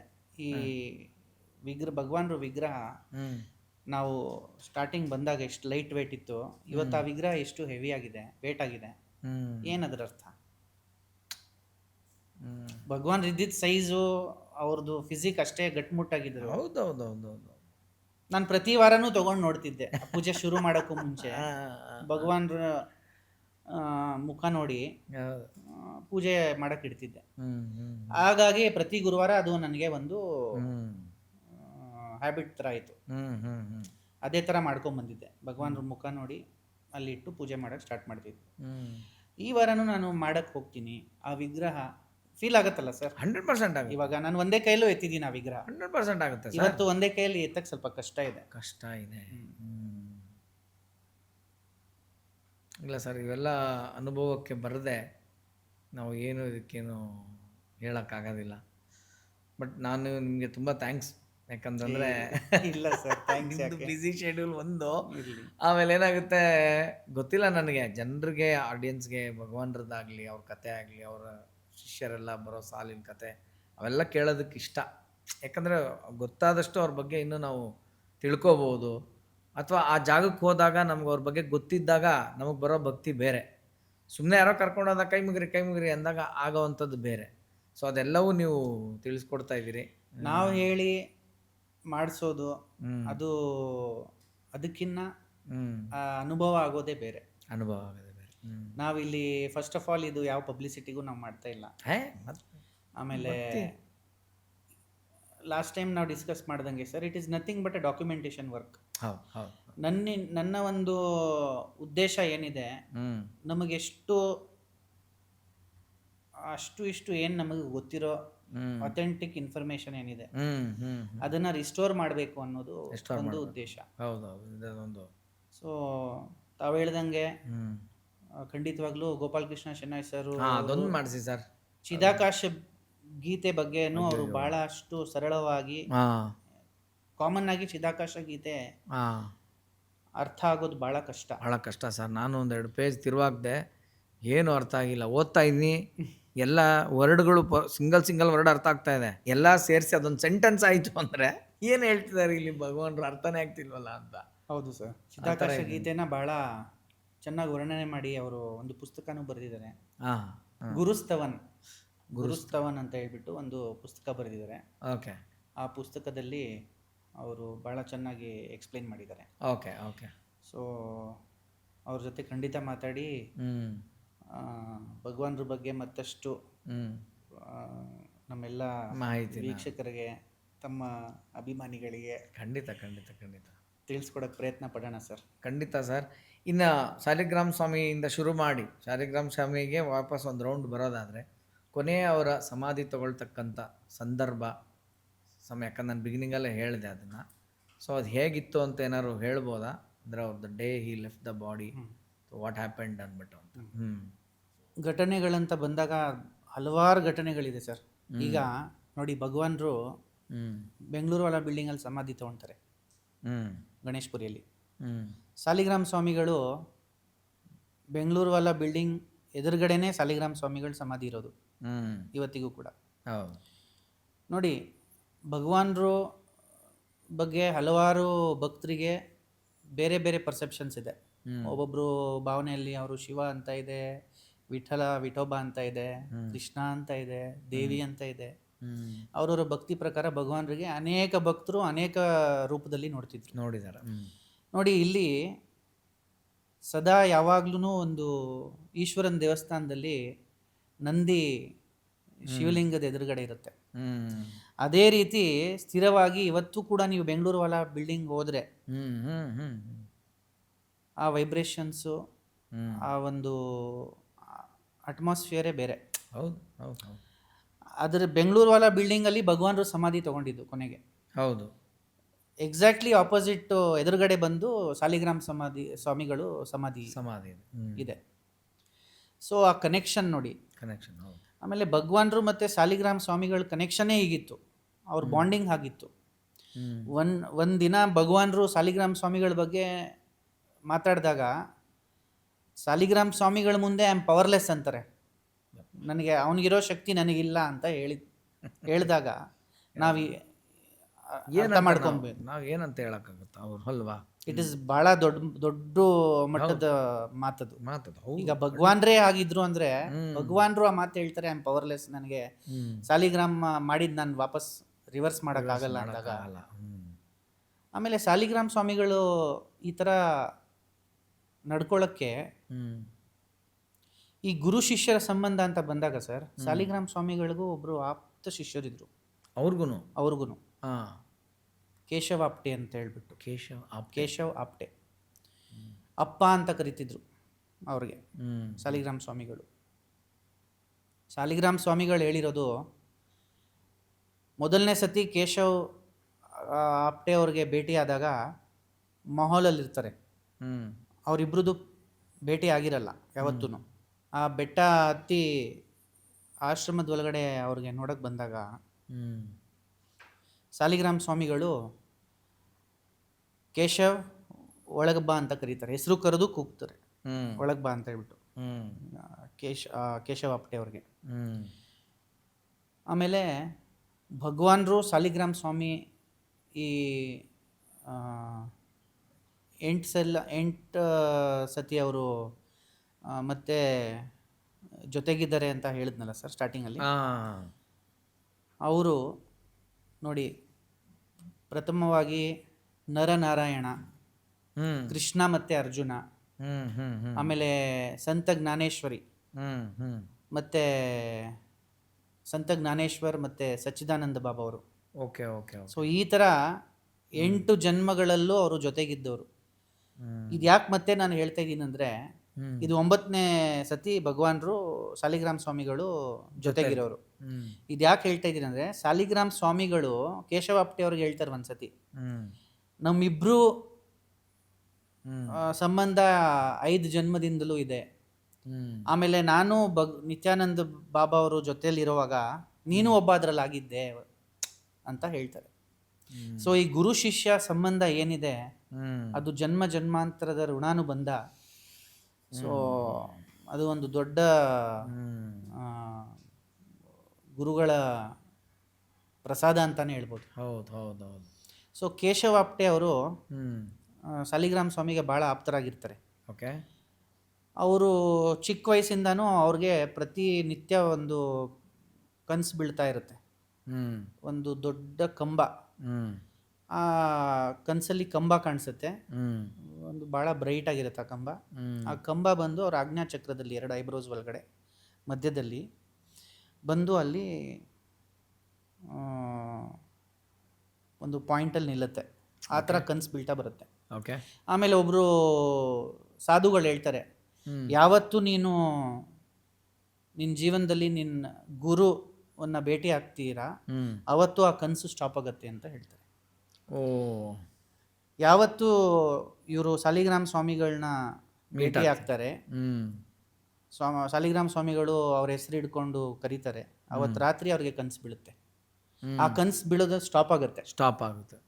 ಹ್ಮ್ ಅವತ್ತು ಅವರು ಸಾಲಿಗ್ರಾಮ ಸ್ವಾಮಿಗಳೇ ನನ್ನ ಗುರುಗಳು ಅಂತ ಅವರು ಬಹಳ ಹ್ಮ್ ದೃಢ ಭಕ್ತಿಯಿಂದ, ಅವ್ರ ಭಕ್ತಿ ಯಾವ ಮಟ್ಟಕ್ಕಿತ್ತು ಅಂದರೆ, hmm there was no question, second ಕ್ವಶನ್ನೇ ಇಲ್ಲ, ಸೆಕೆಂಡ್ ಥಾಟ್ ಇಲ್ಲ. ಹ್ಮ್ ಏನೇ ಇದ್ರೂ ಏನೇ ಬಂದರೂ ನೀನೆ, ಹ್ಮ್ ಸಾಲಿಗ್ರಾಮ ಸ್ವಾಮಿಗಳೇ ಎಲ್ಲ ಅನ್ನೋ ಒಂದು ಭಾವನೆಯಲ್ಲಿ ಅವರು ಆ ಲೆವೆಲ್ ಭಕ್ತಿ ಇತ್ತು. ಹ್ಮ್ ಹ್ಮ್ ಅವರು ಹೇಳಿದ ಮಾತನ್ನು ಅವ್ರು ಮೀರ್ತಿರ್ಲಿಲ್ಲ. ಹ್ಮ್ ಸೊ ಅವ್ರಿಗೂ ಮತ್ತು ಸಾಲಿಗ್ರಾಮ ಸ್ವಾಮಿಗಳಿಗೆ ಭಾಳ ಒಂದು ಬಾಂಧವ್ಯ ಇರುತ್ತೆ. ಹ್ಮ್ ಅದರಲ್ಲಿ 2-3 ಇನ್ಸಿಡೆಂಟ್ ನಾನು ಹೇಳ್ತೀನಿ ಸರ್. Please please. ಈಗ ಸಾಲಿಗ್ರಾಮ ಸ್ವಾಮಿ ಆಶ್ರಮದಲ್ಲಿ ಹ್ಮ್ ಪ್ರತಿ ವರ್ಷ ಈ ಭಗವಾನರು ಹುಟ್ಟಿದ್ದಪ್ಪ 30th ನವಂಬರ್ ಹ್ಮ್ ಏನು ಉತ್ಸವ ನಡಿಬೇಕಿತ್ತು, ಹ್ಮ್ ಆ ಉತ್ಸವ ಪ್ರತಿ ವರ್ಷ ಭಾಳ ವಿಜೃಂಭಣೆಯಿಂದ ಮಾಡ್ತಿದ್ರು. ಹ್ಮ್ ಅವತ್ತು ಭಂಡಾರ ಅಂತ ನಡೆಸ್ತಾರಲ್ಲಿ. ಓಕೆ ಭಂಡಾರ ಅಂದರೆ ಅನ್ನದಾನ, ಅನ್ನ ಪ್ರಸಾದ, ಓಕೆ. ಅನ್ನದಾನದ ರೂಪದಲ್ಲಿ ಮಾಡ್ತಾರೆ. ಹ್ಮ್ ಸುಮಾರು ಪ್ರತಿ ವರ್ಷ 700 kg ಅಷ್ಟು ಅಕ್ಕಿ ಅಲ್ಲಿ ಅವತ್ತು ಅಡುಗೆ ಆಗ್ತಿತ್ತು, ಓಕೆ. ಪ್ರಸಾದ. ಒಂದು ಸತಿ ಯಾರೋ ಒಬ್ಬರು ಭಕ್ತರು ಅಲ್ಲಿ ಬಂದು ಈ ವರ್ಷದ್ದು ಅಕ್ಕಿ ಧಾನ್ಯಗಳೆಲ್ಲ ನಾವು ಕೊಡ್ತೀವಿ ಹ್ಮ್ ಅಂತ ಹೇಳಿ ಸಾಲಿಗ್ರಾಮ ಸ್ವಾಮಿಗಳಿಗೆ ಹೇಳಿ ಹೋಗ್ಬಿಟ್ಟಿರ್ತಾರೆ. ಹ್ಮ್ ಆಮೇಲೆ ಅವರು ಅದು ಮರ್ತು ಬಿಟ್ಟಿದ್ದಾರೋ ಅಥವಾ ಆ ಸಮಯಕ್ಕೆ ಅವ್ರು ತಂದು ಕೊಡೋಕೆ ಆಗಿಲ್ಲ. ಹ್ಮ್ ಅವಾಗ ಏನು ಮಾಡ್ತಾರೆ, ಕೇಶವಾಪ್ಟೆ ಅವರು ಸಾಲಿಗ್ರಾಮ ಸ್ವಾಮಿಗಳು ಕೇಳ್ತಾರೆ, ಹ್ಮ್ ನಾನು ಹೋಗ್ಬಿಟ್ಟು ಅವ್ರಿಗೆ ಒಂದು ರಿಮೈಂಡರ್ ರಿಮೈಂಡ್ ಮಾಡಲಾ, ಜ್ಞಾಪಿಸ್ಲಾ ಅವ್ರಿಗೆ ಅಂತ ಹೇಳ್ಬಿಟ್ಟು. ಆವಾಗ ಸಾಲಿಗ್ರಾಮ ಸ್ವಾಮಿಗಳು ಹೇಳ್ತಾರೆ, ಅವ್ರಿಗೆ ಏನು ಪರಿಸ್ಥಿತಿಯಲ್ಲಿದ್ದಾರೋ ನಮಗೆ ಗೊತ್ತಿಲ್ಲ, ಹ್ಮ್ ಅವ್ರು ಯಾಕೆ ನಮಗೆ ಅದನ್ನು ತಂದು ಕೊಡೋಕೆ ಆಗಿಲ್ಲ ಅನ್ನೋ ಅವ್ರ ಕಂಡೀಷನ್ ಏನಿದೆ ನಮಗೆ ಗೊತ್ತಿಲ್ಲ. ಆಯ್ತು. ಯಾರಿಗೂ ನಾವು ಬಲವಂತವಾಗಿ ನಾವು ಏನು ಕೇಳೋದು ಬೇಡ. ಮತ್ತು ಹೇಗೆ ಮಾಡೋದು ಅಷ್ಟು ಜನಕ್ಕೆ ವ್ಯವಸ್ಥೆ, ಊಟದ್ದು ಆಶ್ರಮದಲ್ಲಿ ಬೇರೆ ದುಡ್ಡಿಲ್ಲ ಅಂತ ಕೇಶವಾಪ್ಟೆ ಅವರು ಸಾಲಿಗ್ರಾಮ ಸ್ವಾಮಿ ಚರ್ಚೆ ಮಾಡ್ತಾರೆ. ಆಮೇಲೆ ಸಾಲಿಗ್ರಾಮ ಸ್ವಾಮಿಗಳು, ನೀನೇನೇನೆಲ್ಲ ಸಾಮಗ್ರಿಗಳು ಬೇಕು ಎಲ್ಲ ಲಿಸ್ಟ್ ಮಾಡ್ಕೋ ಅಂತ ಹೇಳಿಬಿಟ್ಟು ಕೇಶವಾಪ್ಟೆ ಅವ್ರಿಗೆ ಹೇಳ್ತಾರೆ. ಅವರೆಲ್ಲ ಲಿಸ್ಟ್ ಮಾಡ್ಕೊತಾರೆ. ಟೋಟಲ್ 700 kg ರೈಸ್ ಬೇಕಾಗುತ್ತೆ ಅವತ್ತಿನ ದಿನ ಪ್ರಸಾದಕ್ಕೆ. ಆಮೇಲೆ ಸಾಲಿಗ್ರಾಮ ಸ್ವಾಮಿಗಳ ಹತ್ರ ಲಿಸ್ಟ್ ತರ್ತಾರೆ. ಆಗ ಸಾಲಿಗ್ರಾಮ ಸ್ವಾಮಿಗಳು ₹1 ಕಾಯಿನ್ ಕೊಡ್ತಾರೆ ಅವ್ರಿಗೆ, ₹1 ನಾಣ್ಯ ಕೇಶವಾಪ್ಟೆ ಅವ್ರಿಗೆ. ಏನು ಕ್ವಶನ್ ಮಾಡಲ್ಲ ಅವರು. That was his level of devotion and belief, faith. ಆ ಫೇತಲ್ಲಿ ಅವರು ₹1 ಕಾಯಿನ್ನ ಪಾಕೆಟಲ್ಲಿ ಇಟ್ಕೊಂಡು ಬಜಾರ್ಗೆ ಹೋಗ್ತಾರೆ, ಶಾಪಿಂಗ್ ಲಿಸ್ಟ್ ಕೊಡ್ತಾರೆ, ಎಲ್ಲ ಆ, ದವ ಅಕ್ಕಿ ದವಸ ಧಾನ್ಯ ಏನೇನು ಬೇಕು ಎಲ್ಲ ರೆಡಿ ಮಾಡಿ ಗಾಡಿಯಲ್ಲಿ ಅನ್ಲೋಡ್ ಮಾಡ್ತಾರೆ.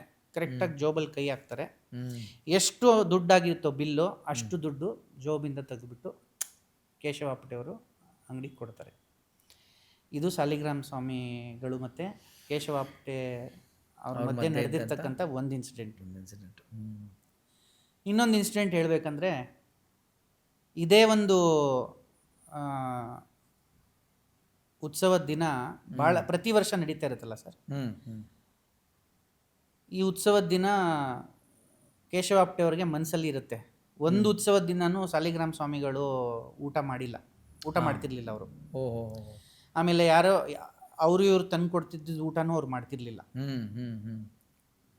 ಸೊ ಕೇಶವ ಆಪ್ಟೆ ಅವ್ರ ಮನಸ್ಸಲ್ಲಿ ಇರುತ್ತೆ, ಒಂದ್ಸತಿ ಆದರೂ ಊಟ ಮಾಡಿಸ್ಬೇಕು ಸಾಲಿಗ್ರಾಮ ಸ್ವಾಮಿಗಳ ಜೊತೆ, ನಾನು ಕೂತ್ಕೊಂಡು ಊಟ ಮಾಡಬೇಕು, ಸ್ವಾಮಿಗಳು ತಿನ್ನಬೇಕು ಅಂತ ಹೇಳ್ಬಿಟ್ಟು. ಆಗ ಒಂದಿನ ಉತ್ಸವದ ದಿನ ಸಾಲಿಗ್ರಾಮ ಸ್ವಾಮಿಗಳು ಇವ್ರು ಅನ್ಕೊಂಡಿದ್ದ ಮನಸ್ಸಲ್ಲಿ ಸಾಲಿಗ್ರಾಮ ಸ್ವಾಮಿ ಗೊತ್ತಾಗತ್ತದು, ಮತ್ತೆ ಉತ್ಸವ ಎಲ್ಲ ಆಗತ್ತೆ, ಈ ಭಂಡಾರ ಸ್ಟಾರ್ಟ್ ಆಗೋವಾಗ 2 ತಟ್ಟೆ ತರಿಸ್ತಾರೆ. 2 ತಟ್ಟೆಯಲ್ಲಿ ತರಿಸಿ ಅವತ್ತು ಸ್ವಾಮಿಗಳು ಸ್ವಲ್ಪ ಊಟ ಮಾಡ್ತಾರೆ. ಕೇಶವ ಆಪ್ಟೆಯವ್ರಿಗೂ ಕೊಟ್ಟು ಸಾಲಿಗ್ರಾಮ ಸ್ವಾಮಿಗಳು ತಿಂತಾರೆ. ಅವ್ರ ಆಸೆ ಏನಿದೆ ಅದು ನೆರವೇರಿಸ್ತಾರೆ. ಇದ್ರ ಜೊತೆಗೆ ಪ್ರತಿ ವರ್ಷ ಕೇಶವ ಆಪ್ಟೆಯವರು ಸಾಲಿಗ್ರಾಮ ಸ್ವಾಮಿಗಳಿಗೆ ಮಾವಿನ ಹಣ್ಣು, ಮೊದಲನೇ ಮಾವಿನ ಹಣ್ಣು ಅವರು ಏನು ತಿಂತಾಯಿದ್ರು, ತಿನ್ನೋಕ್ಕೂ ಮುಂಚೆ ಸಾಲಿಗ್ರಾಮ ಸ್ವಾಮಿಗಳಿಗೆ ಕೊಟ್ಬಿಟ್ಟೆ ಅವ್ರು ತಿಂತಾ ಇದ್ದಿದ್ದು. ಓಕೆ. ಒಂದು ವರ್ಷ ಏನಾಗತ್ತೆ, ಯಾವುದೋ ಒಂದು ಕಾರಣಾಂತರದಿಂದ ಅವ್ರಿಗೆ ಸಾಲಿಗ್ರಾಮ ಸ್ವಾಮಿ ಬಂದು ಮಾವಿನ ಹಣ್ಣು ಕೊಡೋಕೆ ಆಗಲ್ಲ. ಬಟ್ ಈಗ ಮಾವಿನ ಹಣ್ಣು ಸೀಸನ್ನು, ಮಾವಿನ ಹಣ್ಣು ಬಂದಿದೆ, ತಿನ್ನಲ್ಲ ಅವರು. ಆಮೇಲೆ ಸಾಲಿಗ್ರಾಮ ಸ್ವಾಮಿ ಹತ್ರನೂ ಅವ್ರಿಗೆ ಬರೋಕ್ಕಾಗಲ್ಲ. ಅವಾಗ ಸಾಲಿಗ್ರಾಮ ಸ್ವಾಮಿನೇ ಸ್ವತಃ ಒಬ್ರು ಕಳಿಸ್ತಾರೆ ಕೇಶವ ಆಪ್ಟೆ ಅವ್ರ ಹತ್ರ. ಹೋಗ್ಬಿಟ್ಟು ಕೇಶವನ್ಗೆ ಹೇಳು, ಮಾವಿನ ಹಣ್ಣು ನಾನು ಸ್ವೀಕರಿಸ್ಕೊಂಡಿದ್ದೀನಿ, ಮಾವಿನ ಹಣ್ಣು ತಿಂದಿದ್ದೀನಿ, ಅವ್ನು ಮಾವಿನ ಹಣ್ಣು ತಿನ್ನು ಅಂತ ಹೇಳು ಅನ್ನೋದು. ಅಷ್ಟು ಆತ್ಮೀಯತೆ, ಆ ಬಾಂಡಿಂಗ್ ಇತ್ತು ಸಾಲಿಗ್ರಾಮ ಸ್ವಾಮಿಗಳಿಗೂ ಕೇಶವ ಆಪ್ಟೆ ಅವ್ರಿಗೆ. ಆಮೇಲೆ ಕೆಲವೊಂದು ಸತಿ ಅನೇಕ ಭಕ್ತರು ಡಬ್ಬಿಗಳಲ್ಲಿ ಊಟ ತರ್ತಿದ್ರು ಸ್ವಾಮಿಗಳಿಗೆ, ಅವ್ರು ಏನೂ ಸೇವಿಸ್ತಾ ಇರಲಿಲ್ಲ, ಅಲ್ಲಲ್ಲೇ ಹಂಚ್ಬಿಡ್ತಾಯಿದ್ರು. ಜೊತೆಗೆ ಏನಾಗ್ತಿತ್ತು ಅಂದರೆ, ಒಂದು ಸತಿ ಯಾರೋ ಹಿಂಗೆ ಭಕ್ತರು ಗಾಡಿ ತೊಗೊಬೇಕು, ಕಾರ್ ತೊಗೋಬೇಕು ಅಂತೇಳಿ ಮನಸ್ಸಲ್ಲಿ ಇಟ್ಕೊಂಡು ಪ್ರಸಾದ ತಂದಿದ್ರು. ಸ್ವಾಮಿಗಳದ್ದು ನೋಡಿದ ತಕ್ಷಣವೇ ಸಾಲಿಗ್ರಾಮ ಸ್ವಾಮಿಗಳು ಕಾರಿನ ಆಸೆ ಇಟ್ಕೊಂಡು ನೀನು ಇಲ್ಲಿ ಬಂದಿದ್ಯಾ ಅಂತ ಹೇಳಿ ಅದನ್ನು ತಿಂದಿಲ್ಲ, ಅದನ್ನು ಎಲ್ಲರಿಗೂ ಹಂಚ್ಬಿಡ್ತಾರೆ. ಆಗ ಸ್ವಾಮಿ ಹೇಳ್ತಾರೆ, ಏನೇ ಎಲ್ಲರೂ ಇಲ್ಲಿ ತಂದು ಕೊಡೋದು ಅಲ್ಲ, ಪ್ರತಿಯೊಬ್ಬರು ಅಲ್ಲಲ್ಲಿ ಅವ್ರವ್ರ ಆಸೆಗಳು ಇಟ್ಕೊಂಡು ಇಲ್ಲಿ ತಂದಿರ್ತಾರೆ. ನಿಮಗೇನು ಒಳ್ಳೇದಿಲ್ಲ ಇದನ್ನ ನಾನು ಸೇವಿಸಿದ್ರೆ, ನಿಮಗೇನು ಒಳ್ಳೇದಿಲ್ಲ ಅಂದ್ರೂ ಅದನ್ನು ನಾನು ಅನುಗ್ರಹ ಮಾಡಬೇಕು, ಅದು ಮಾಡೋಕ್ಕಾಗಲ್ಲ. ಪ್ರತಿಯೊಂದು ನಾನು ಅನುಗ್ರಹ ಮಾಡ್ಬೇಕಂದ್ರೆ ಅದಕ್ಕೆ ಕಾಯ್ಬೇಕು, ಅದು ಸಮಯ ಬಂದಾಗಲೇ ಅದು ಅನುಗ್ರಹ ಮಾಡೋಕ್ಕಾಗೋದು. ನಾವು ಹೇಳ್ದಂಗೆ ನೀವು ಹೇಳ್ದಂಗೆ ನನಗೆ ಇವಾಗ ಯಾರೋ ಗುರುಗಳ ಹತ್ರ ಬರ್ತಾರೆ, ಎಕ್ಸಾಂಪಲ್ ವಿನಯ್ ಗುರುಜಿ ಹತ್ರ ಬರ್ತಾರೆ, ಏನೋ ತರ್ತಾರೆ, ಏನೋ ಕೇಳ್ಕೊಳ್ತಾರೆ, ಅದು ಆಗಲ್ಲ, ಕಾಯ್ಬೇಕು. ಇವಾಗ ಏನೋ ಅದರಿಂದ ನಮಗೆ ಒಳ್ಳೇದಾಗಲ್ಲ, ಏನೋ ಒಳ್ಳೇದಿಲ್ಲ, ಅದನ್ನ ಅನುಗ್ರಹ ಆದರೆ it will go reverse. So we have to wait. Saligrama ಸ್ವಾಮಿಗಳು ಕೇಶವ ಆಪ್ಟೆ ಅವ್ರಿಗೆ ಹೇಳ್ತಾರೆ, ಅವ್ರವ್ರ ಭಾವನೆಯಿಂದ ಏನೇನು ಇಲ್ಲಿ ಆಸೆಗಳು ಇಟ್ಕೊಂಡು ತಂದಿರ್ತಾರೆ ಅದನ್ನು ನಾನು ಸೇವಿಸಿದ್ರೆ ಅದೆಲ್ಲ ನಾನು ಅನುಗ್ರಹ ಮಾಡ್ತಾ ಹೋಗ್ಬೇಕಾಗತ್ತೆ, ಅದಕ್ಕೆ ನಾನು ಸೇವಿಸಲ್ಲ. ಬಟ್ ನಿನ್ನ ಮನಸ್ಸಲ್ಲಿ ಇದ್ದಿದ್ದು ಪ್ರೀತಿ, ನಿನ್ನ ಭಾವನೆ ಶುದ್ಧವಾಗಿತ್ತು, ಅದಕ್ಕೆ ನಿನ್ನ ಜೊತೆ ಕುತ್ಕೊಂಡು ನಾನು ಊಟ ಮಾಡಿದೆ. ಅವತ್ತಿಂದ ಕೇಶವ ಆಪ್ಟೆ ಅವರು ನಿಷ್ಕಲ್ಮಶವಾದ ಮನಸ್ಸಿಂದ ಏನೂ ಆಸೆಗಳು ಇಟ್ಕೊಳ್ದೇನೆ ಪ್ರತಿನಿತ್ಯ ಸಾಲಿಗ್ರಾಮ ಸ್ವಾಮಿಗೆ ಒಂದು ಡಬ್ಬಿಯಲ್ಲಿ ಊಟ ತೊಗೊಂಡೋಗಿ ಕೊಡ್ತಿದ್ರು. ಗಣೇಶಪುರಿ ಆಶ್ರಮದಲ್ಲಿ ಸಾಲಿಗ್ರಾಮ ಸ್ವಾಮಿಗಳು ಆಶ್ರಮದ ಹಿಂದ್ಗಡೆ ಒಂದು ಸಣ್ಣದಾಗ ಒಂದು ಕಾಂಕ್ರೀಟಲ್ಲಿ ಒಂದು ಚೇರ್ ಮಾಡಿಸಿದ್ರು ಕುತ್ಕೊಳ್ಳೋಕ್ಕೆ. ಏನಕ್ಕೆ ಮಾಡಿಸಿದ್ರು ಅಂದರೆ, ಭಕ್ತರು ಯಾರಾದರೂ ಬೇರೆ ಭಾವನೆಯಲ್ಲಿ ಮನಸ್ಸಲ್ಲಿ ಏನೋ ಬೇರೆ ಇಟ್ಕೊಂಡು ಅವರನ್ನು ನೋಡೋಕ್ಕೆ ಬರ್ತಿದ್ರೆ ಸ್ವಾಮಿಗೆ ಗೊತ್ತಾಗ್ತಿತ್ತದು. ಯಾರಿಗೆ ಅವ್ರಿಗೆ ಭೇಟಿ ಮಾಡೋಕ್ಕೆ ಇಷ್ಟ ಇರಲ್ಲ, ಸ್ವಾಮಿಗಳಿಗೆ ಯಾರಿಗೆ ಇಷ್ಟ ಆಗ್ತಿರ್ಲಿಲ್ಲ, ಅವ್ರು ಬರ್ತಾ ಇದ್ದಾರೆ ಅನ್ನೋದು ಮುಂಚೆ ಗೊತ್ತಾಗ್ಬಿಡ್ತಾಯಿತ್ತು ಅವ್ರಿಗೆ. ಅವಾಗ ಹೋಗ್ಬಿಟ್ಟು ಹಿಂದ್ಗಡೆ ಆ ಚೇರಲ್ಲಿ ಬಚ್ಚಿಕೊಂಡು ಕುತ್ಕೊಂಡ್ಬಿಡೋರು ಅವರು, ಅವ್ರನ್ನ ಸಿಗಬಾರ್ದು ಅಂತ ಹೇಳಿ. ಆ ಥರ ಸಾಲಿಗ್ರಾಮ ಸ್ವಾಮಿಗಳಿಗೆ ತಪಶಕ್ತಿ ಇತ್ತು. ಸೊ ಈಗ ಈ ಮಹಾಸಮಾಧಿ ಅಂತ ಬಂದಾಗ, ಯಾಕಂದರೆ ಫಸ್ಟು ಶಿಷ್ಯಂದಾಗುತ್ತೆ, ಏಪ್ರಿಲಲ್ಲೆಲ್ಲ ಆಗುತ್ತೆ, ಅದಾಗಿ ಆಗಸ್ಟಲ್ಲಿ ಭಗವಾನ್ರದ್ದಾಗುತ್ತೆ. ಕೇಶವ ಆಪ್ಟೆ ಅವರು ಇದನ್ನೆಲ್ಲ ನೋಡಿಕೊಂಡು ಇದ್ರಾ, ಅಥವಾ ಅವ್ರಿಗೆ ಎಂತಂತ ಒಂದು ಭಾವನಾತ್ಮಕವಾದಂಥ ಒಂದು ಟೈಮ್ ಇದು ಅಂತ? ಯಾಕಂದರೆ ಒಬ್ಬರು ಗುರುಗಳು ಏಪ್ರಿಲಲ್ಲಿ ಹೋಗ್ತಾರೆ, ಅದೇ ನೆಕ್ಸ್ಟ್ 2 ತಿಂಗಳು, ಅಂದರೆ ನಮಗೆ ನಾವು ನಮ್ಮ ದೇಹದ ಲೆಕ್ಕದಲ್ಲಿ ಹೇಳ್ತಾ ಇರೋದು, ಎನರ್ಜಿ ಲೆಕ್ಕದಲ್ಲಲ್ಲ. ಸೊ ಅವರು ಎಷ್ಟು ದಿನ ಇದ್ದರು, ಆಮೇಲೆ ಇದಾರ ಏನು ಅವ್ರ ಫ್ಯಾಮಿಲಿ ಎಲ್ಲ ಏನು? ಇಲ್ಲಿ ಒಂದು ನಾವು ಗಮನಿಸಬೇಕು ಸರ್. ಈಗ ಶಿಷ್ಯನಿಗೆ ಗುರುಗಳ ಸಮಾಧಿ ತಗೊಳ್ಳೋದು ನೋಡೋಕ್ಕಾಗಲ್ಲ ಅಂತ ಸಾಲಿಗ್ರಾಮ ಸ್ವಾಮಿಗಳು ಹೇಳ್ತಾರೆ. ಈಗ ಇಲ್ಲಿ ಒಂದು ಭಾಳ ನಾವು ಸೂಕ್ಷ್ಮವಾಗಿ ಗಮನಿಸಬೇಕು. ಏನಂದರೆ ನೋಡಿ, ಭಗವಾನ್ರು ಸಮಾಧಿ ತಗೊಳ್ತಾ ಇದ್ರಲ್ಲಿ, ಭಗವಾನ್ರು ಸಮಾಧಿ ಯಾವ ಥರ ಅಲ್ಲಿ ನಿರ್ಮಾಣ ಆಗಬೇಕು ಅನ್ನೋದು ಕಾಮನ್ ಪೀಪಲ್ ಗೊತ್ತಿರಲ್ಲ. ಅಲ್ಲಿ ಯಾವುದೋ ಒಂದು ಎಕ್ಸಾಂಪಲ್ ಇಲ್ಲ. ಹೌದು. ಇದು ಪರಂಪರೆ ಅಂತ ಏನಿರಲಿಲ್ಲ. ಇವಾಗ ಗುರು ಶಿಷ್ಯರು ಯಾರಿದ್ರು, ಮೊದಲು ಶಿಷ್ಯ ಸಮಾಧಿ ತೊಗೊಂಡ್ಬಿಟ್ರು, ಇವಾಗ ಕೇಶವ ಆಪ್ಟೆ ಅವರು ಇದ್ರು, ಅವ್ರು ಸಮಾಧಿ ತೊಗೊಂಡ್ರು ಅನ್ನೋದು ಬಂದಿಲ್ಲ. ಭಗವಾನ್ರು ಸಮಾಧಿ ತಗೊಳ್ಳೋ ಪದ್ಧತಿ, ಪ್ರೊಸೀಜರ್ ಏನಿದೆ, ಆ ಪ್ರೊಸೀಜರ್ನ ಜನರನ್ನು ನೋಡಿದ್ರು. ಆಮೇಲೆ ಅದೇ ಪ್ರೊಸೀಜರ್ ಫಾಲೋ ಮಾಡಿ ಭಗವಾನ್ರು ಸಮಾಧಿ ಯಾವ ಥರ ಆಗಬೇಕು ಅನ್ನೋದು ತೋರಿಸ್ಕೊಟ್ರು. ನೋಡಿ, ಸಾಲಿಗ್ರಾಮ ಸ್ವಾಮಿಗಳ ಭಕ್ತಿ ಒಂದು ತ್ಯಾಗ. It was a sacrifice. 27th April 1961 Saligrama ಸ್ವಾಮಿಗಳು ಭಗವಾನ್ರು ಪರ್ಮಿಷನ್ ಕೊಡ್ತಾರೆ. ಸಮಾಧಿ ಸಾಲಿಗ್ರಾಮ ಸ್ವಾಮಿಗಳು ತಗೊಳ್ಳಲ್ಲ, ಭಗವಾನ್ರು ಹೇಳಿ ಕಳಿಸ್ತಾರೆ ಸಮಾಧಿಗೆ ರೆಡಿ ಮಾಡಿ ಅಂತ ಹೇಳ್ಬಿಟ್ಟು. ಯಾರು ಭಕ್ತಾದಿಗಳಿರ್ತಾರೆ, ಸಾಲಿಗ್ರಾಮ ಸ್ವಾಮಿಗಳ ಸಮಾಧಿ ಏರ್ಪಾಡು ಮಾಡಿ ಅಂತ ಭಗವಾನ್ರು ಹೇಳಿ ಕಳಿಸ್ತಾರೆ. ಬಹಳ ಅವ್ರಿಗೆ ಥ್ರೋಟ್ ಕ್ಯಾನ್ಸರ್ ಆಗಿಬಿಟ್ಟು ಸ್ವಾಮಿಗಳಿಗೆ ಆ ನೋವು ತಡ್ಕೊಳಕ್ಕಾಗ್ತಿರಲ್ಲ. ಯಾಕಂದರೆ ಅವರು ಎಲ್ಲವನ್ನು ತ್ಯಾಗ ಮಾಡಿಬಿಟ್ಟಿರ್ತಾರೆ, ನಿರಾಕರಿಸಿರ್ತಾರೆ. ಭಗವಾನ್ರು ಕೊಟ್ಟಿದ್ದು ಎಳ್ನೀರು ಕುಡ್ದಿಲ್ಲ, ಅವ್ರ ಉದ್ದೇಶ ಬೇರೆ ಇತ್ತು. ಹೌದು. ಆಗ ಅವ್ರಿಗೆ ಯಾವಾಗ ಭಾಳ ತಡ್ಕೊಳಕ್ಕಾಗಲ್ಲ, ಆವಾಗ ಹೇಳಿ ಕಳಿಸ್ತಾರೆ ಭಗವಾನ್ರಿಗೆ, ಇನ್ನು ನನ್ನ ಸಮಾಧಿನ ತಡಿಬೇಡಿ, ನನಗೆ ಅಪ್ಪಣೆ ಕೊಡಿ ಅಂತ ಹೇಳಿದಾಗ ಭಗವಾನ್ರು ಸುಮಾರು ಹೊತ್ತಾದ್ಮೇಲೆ ಹೇಳಿ ಕಳಿಸ್ತಾರೆ ಸಮಾಧಿಗೆ ರೆಡಿ ಮಾಡಿ ಅಂತ ಹೇಳ್ಬಿಟ್ಟು. ಸಾಲಿಗ್ರಾಮ ಸ್ವಾಮಿಗಳು ತಗೊಂಡಿದ್ದು ಜೀವಂತ ಸಮಾಧಿ. ಹೌದಾ? ಹೌದು, ಜೀವಂತ ಸಮಾಧಿ. ಓ, ಇದು ಗೊತ್ತಿರಲಿಲ್ಲ ನನಗೆ. ಅವರು ಪದ್ಮಾಸನದಲ್ಲಿ ಕೂತು ಅವರ ನಾಲಿಗೆಯನ್ನು ಕೇಚರಿ ಮುದ್ರಾ ಒಳಗೆ ತಗೊಂಡು, ಅದು ಒಂದು ಪದ್ಧತಿ. ಆ ಸ್ವಯಂ ಅವರೇ ಸಮಾಧಿ ತಗೊಂಡಿದ್ದು, ಸೋಹಂ ಭಾವದಲ್ಲಿ ಸಮಾಧಿ ತಗೊಳ್ತಾರೆ. ಮತ್ತೆ ಕೇಶವ ಆಪ್ಟೆ ಅವರು ಏನಾಗ್ತಾರೆ ಆಮೇಲೆ? ಕೇಶವ ಆಪ್ಟೆ ಅವರು ಇರ್ತಾರೆ. ಅವರು ಇದು ವಿಟ್ನೆಸ್ ಮಾಡಿ, ಅವ್ರ ಸಮಾಧಿನೂ ಸಾಲಿಗ್ರಾಮ ಸ್ವಾಮಿಗಳ ಸಮಾಧಿ ಎದುರುಗಡೆನೇ ಇದೆ. ಅಲ್ಲಿ ಬೃಂದಾವನ ಇದೆ ಒಂದು. ಅಲ್ಲೊಂದು ತೋರಿಸಿದ್ದೀನಿ, ಅದು ಇವರನ್ನ ಕೇಶವ? ಹೌದು ಸರ್. ಓಕೆ, ಅಂದ್ರೆ ಅವ್ರು ಭಗವಾನ್ರ ಸಮಾಧಿ ಆದ್ಮೇಲೆ ಅವರು ಹೌದು ಒಂದಷ್ಟು ವರ್ಷ ಇದ್ದು ಆಮೇಲೆ ಅವರು ಹೋಗಿರ್ತಾರೆ. ಸೊ ತುಂಬ ಚೆನ್ನಾಗಿತ್ತು ಸರ್ ಎಲ್ಲ ವಿಷಯಗಳು. ಅಂದರೆ ಇದು ಸಮುದ್ರ, ನಾವು ಹೇಳ್ದಂಗೆ ಎಷ್ಟು ಜರ್ನಿ ಮಾಡಿ ನಾವು ಏನು ಡೈ ಹೊಡೆದು ಎಷ್ಟು ಮುತ್ತು ತರ್ಬೋದು ಅಷ್ಟು. ಈಗ ಪ್ರತಿಯೊಬ್ಬರದ್ದು ಮಾತಾಡ್ಬೇಕಂದ್ರೂ ಭಾಳ ಶಾರ್ಟ್ ಮಾಡಿ, ಅದರಲ್ಲಿ ಪಿಕ್ ಆ್ಯಂಡ್ ಚೂಸ್ ಮಾಡಿ ನಾವು ಇಲ್ಲಿ ಮಾತಾಡ್ತಾ ಇದ್ದೀವಿ. ಇಲ್ಲ ಪ್ರತಿಯೊಬ್ಬರದ್ದು ಮಾತಾಡ್ತಾ ಹೋದರೆ ಭಾಳ ಇಲ್ಲ, ಅದೊಂದು. ಆಮೇಲೆ ಏನಿಲ್ಲ ಸರ್, ಇದು ನೀವು ಹೇಳ್ದಂಗೆ ಉದ್ದೇಶ ಇಷ್ಟೇ, ಏನಂದರೆ ಪ್ರಶ್ನೆ ಮಾಡುವ ಮನಸ್ಸಿಗೆ, ಪ್ರಶ್ನೆ ಮಾಡುವ ಮನಸ್ಸಿರುತ್ತಲ್ಲ, ಎಲ್ಲ ಲಾಜಿಕಲಿ ಡ್ರಿವನ್ ಮೈಂಡ್ಗೆ, ಇದು ಹಿಂಗಾದರೆ ಇದು ಹಿಂಗೆ ಆಗಬೇಕು, ಅದು ಹಂಗಾದರೆ ಹಿಂಗೆ ಆಗಬೇಕು, ಇದು ಹೆಂಗೆ ಆಗ್ಬಿಡ್ತು ಅಂತೆಲ್ಲ ಅನ್ನೋವಾಗ, ಈ ಥರನೂ ಬದುಕಿದ್ರಪ್ಪ, ಈ ಥರನೂ ಹೋದರು, ಈ ಥರನೂ ಅವ್ರು ಜೀವಿಸಿದ್ರು ಅನ್ನೋದಕ್ಕೆ ಇದಕ್ಕಿಂತ ಇನ್ನೇನು ಬೇಡ. ಯಾಕಂದ್ರೆ ನಾವೇನು 500-600 ವರ್ಷ 1000 ವರ್ಷದಿಂದ ಮಾತಾಡ್ತಾರೆ. 1961 ನಡೆದಿರೋದು. ಹೌದು. ಇನ್ನು ಮುಂದೆ ನೆಕ್ಸ್ಟ್ ನೀವು ಒಂದು ಹೆಲ್ಪ್ ಮಾಡಿದ್ರೆ ಇದನ್ನೆಲ್ಲ ನೋಡಿರೋಂಥ ಅವಾಗ ಚಿಕ್ಕ ಹುಡುಗ ಬಾಲಕ, ಈಗ ಅವ್ರು ನಮಗಿಂತ ಎಲ್ಲ ದೊಡ್ಡವರು, ಗೋಪಾಲಕೃಷ್ಣ ಅಂಕಲ್, ಅವ್ರನ್ನೂ ಮಾತಾಡಿಸುವಂಥ ಇದನ್ನು ಮಾಡೋಣ. ಖಂಡಿತ. ಸೊ ಇನ್ನು ಕೊನೆಯದಾಗಿ ಏನಾದ್ರು ನೀವು ಹೇಳೋದಿದ್ದರೆ, ಅಂದರೆ ಭಗವಾನ್ರ ಫಾಲೋವರ್ಸ್ ಹೊಸದಾಗಿ ನಮ್ಮ ಆಶ್ರಮದಿಂದ ಆಗಿರೋರು ಇರ್ಬೋದು, ಬೆಂಗಳೂರಲ್ಲಿರ್ಬೋದು, ಅಥವಾ ಕನ್ನಡ ಅರ್ಥ ಆಗ್ತಾ ಇರ್ತಕ್ಕಂಥ ಫಾರಿನ್ ಕಂಟ್ರೀಸಲ್ಲಿರೋವಂಥವ್ರು ಇರ್ಬೋದು, ಎಲ್ಲರಿಗೂ ಶಾಲಿಗ್ರಾಮ ಸ್ವಾಮಿ ಬಗ್ಗೆ ಏನು ಹೇಳೋಕ್ಕೆ ಇಷ್ಟಪಡ್ತೀರಿ? ಭಗವಾನ್ರ ಬಗ್ಗೆ, ಸಾಲಿಗ್ರಾಮ ಸ್ವಾಮಿಗಳ ಬಗ್ಗೆ ಫಸ್ಟ್ ಆಫ್ ಆಲ್ ಲಾಸ್ಟ್ ಎಪಿಸೋಡಲ್ಲೇ ಹೇಳಿದ್ದೀನಿ. ಸ್ವಾಮಿಗಳ ಬಗ್ಗೆ ಭಗವಾನ್ರ ಬಗ್ಗೆ ಮಾತಾಡೋಷ್ಟು ಅರ್ಹತೆ ಖಂಡಿತ ಖಂಡಿತ ಖಂಡಿತ ನನಗಿಲ್ಲ. ಅಯ್ಯೋ ನಮ್ಗೆ ಯಾರಿಗೂ ಇಲ್ಲ.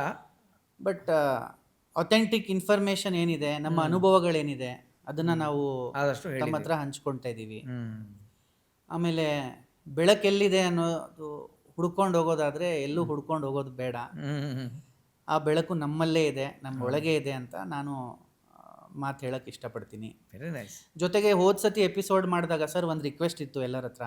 ಹ್ಮ್ ಇವಾಗ ಸುಮಾರು ಭಗವಾನ್ರು ಭಕ್ತರು ಇವರೆಲ್ಲ ಮುಂಬೈ ಮಹಾರಾಷ್ಟ್ರ ಸೈಡಲ್ಲಿದ್ದಾರೆ. ಆಮೇಲೆ ಕೊಂಕಣಿ ಮ್ಯಾಂಗ್ಳೂರು ಅಲ್ಲೆಲ್ಲ ಜಾಸ್ತಿ ಇದ್ದಾರೆ. ಹ್ಮ್ ಹ್ಮ್ ಸೊ ಆಮೇಲೆ ಫಾರಿನಲ್ಲೇ ತುಂಬ ಜನ ಇದ್ದಾರೆ. ಹ್ಮ್ ಹ್ಮ್ ಭಗವಾನ್ರು ಆಶ್ರಮಗಳಿದೆ, ಹೌದು. USA ಇದೆ, ಸುಮಾರು ಹಲವಾರು ದೇಶಗಳಲ್ಲಿದೆ. ಹ್ಮ್ ಸೊ ಸುಮಾರು ಭಕ್ತರು ಡಿವೋಟೀಸ್ ಎಲ್ಲ ರಿಕ್ವೆಸ್ಟ್ ಮಾಡಿಕೊಂಡ್ರು, ಅಟ್ಲೀಸ್ಟ್ ಇಂಗ್ಲೀಷ್ ಸಬ್ಟೈಟಲ್ಸ್ ಕೊಡಿ, ನಮಗೆ ಅರ್ಥ ಆಗೋ ಥರ, ಹ್ಮ್ ಭಾಳ ಇನ್ಫಾರ್ಮೇಟಿವ್ ಇದೆ ಅಂತ ಹೇಳ್ಬಿಟ್ಟು ಭಾಳ ಜನ ಕೇಳ್ಕೊಂಡ್ರು. ಹ್ಮ್ ಸೊ ಅದೊಂದಾದರೆ ತಮ್ಮಲ್ಲಿ ನಾನು ರಿಕ್ವೆಸ್ಟ್ ಮಾಡ್ತೀನಿ ಈ ಎಪಿಸೋಡ್ ಮೂಲಕ ಖಂಡಿತ ತಾವು ಸಬ್ಟೈಟಲ್ಸ್ ಒಂದು ಖಂಡಿತ ಮಾಡಿ.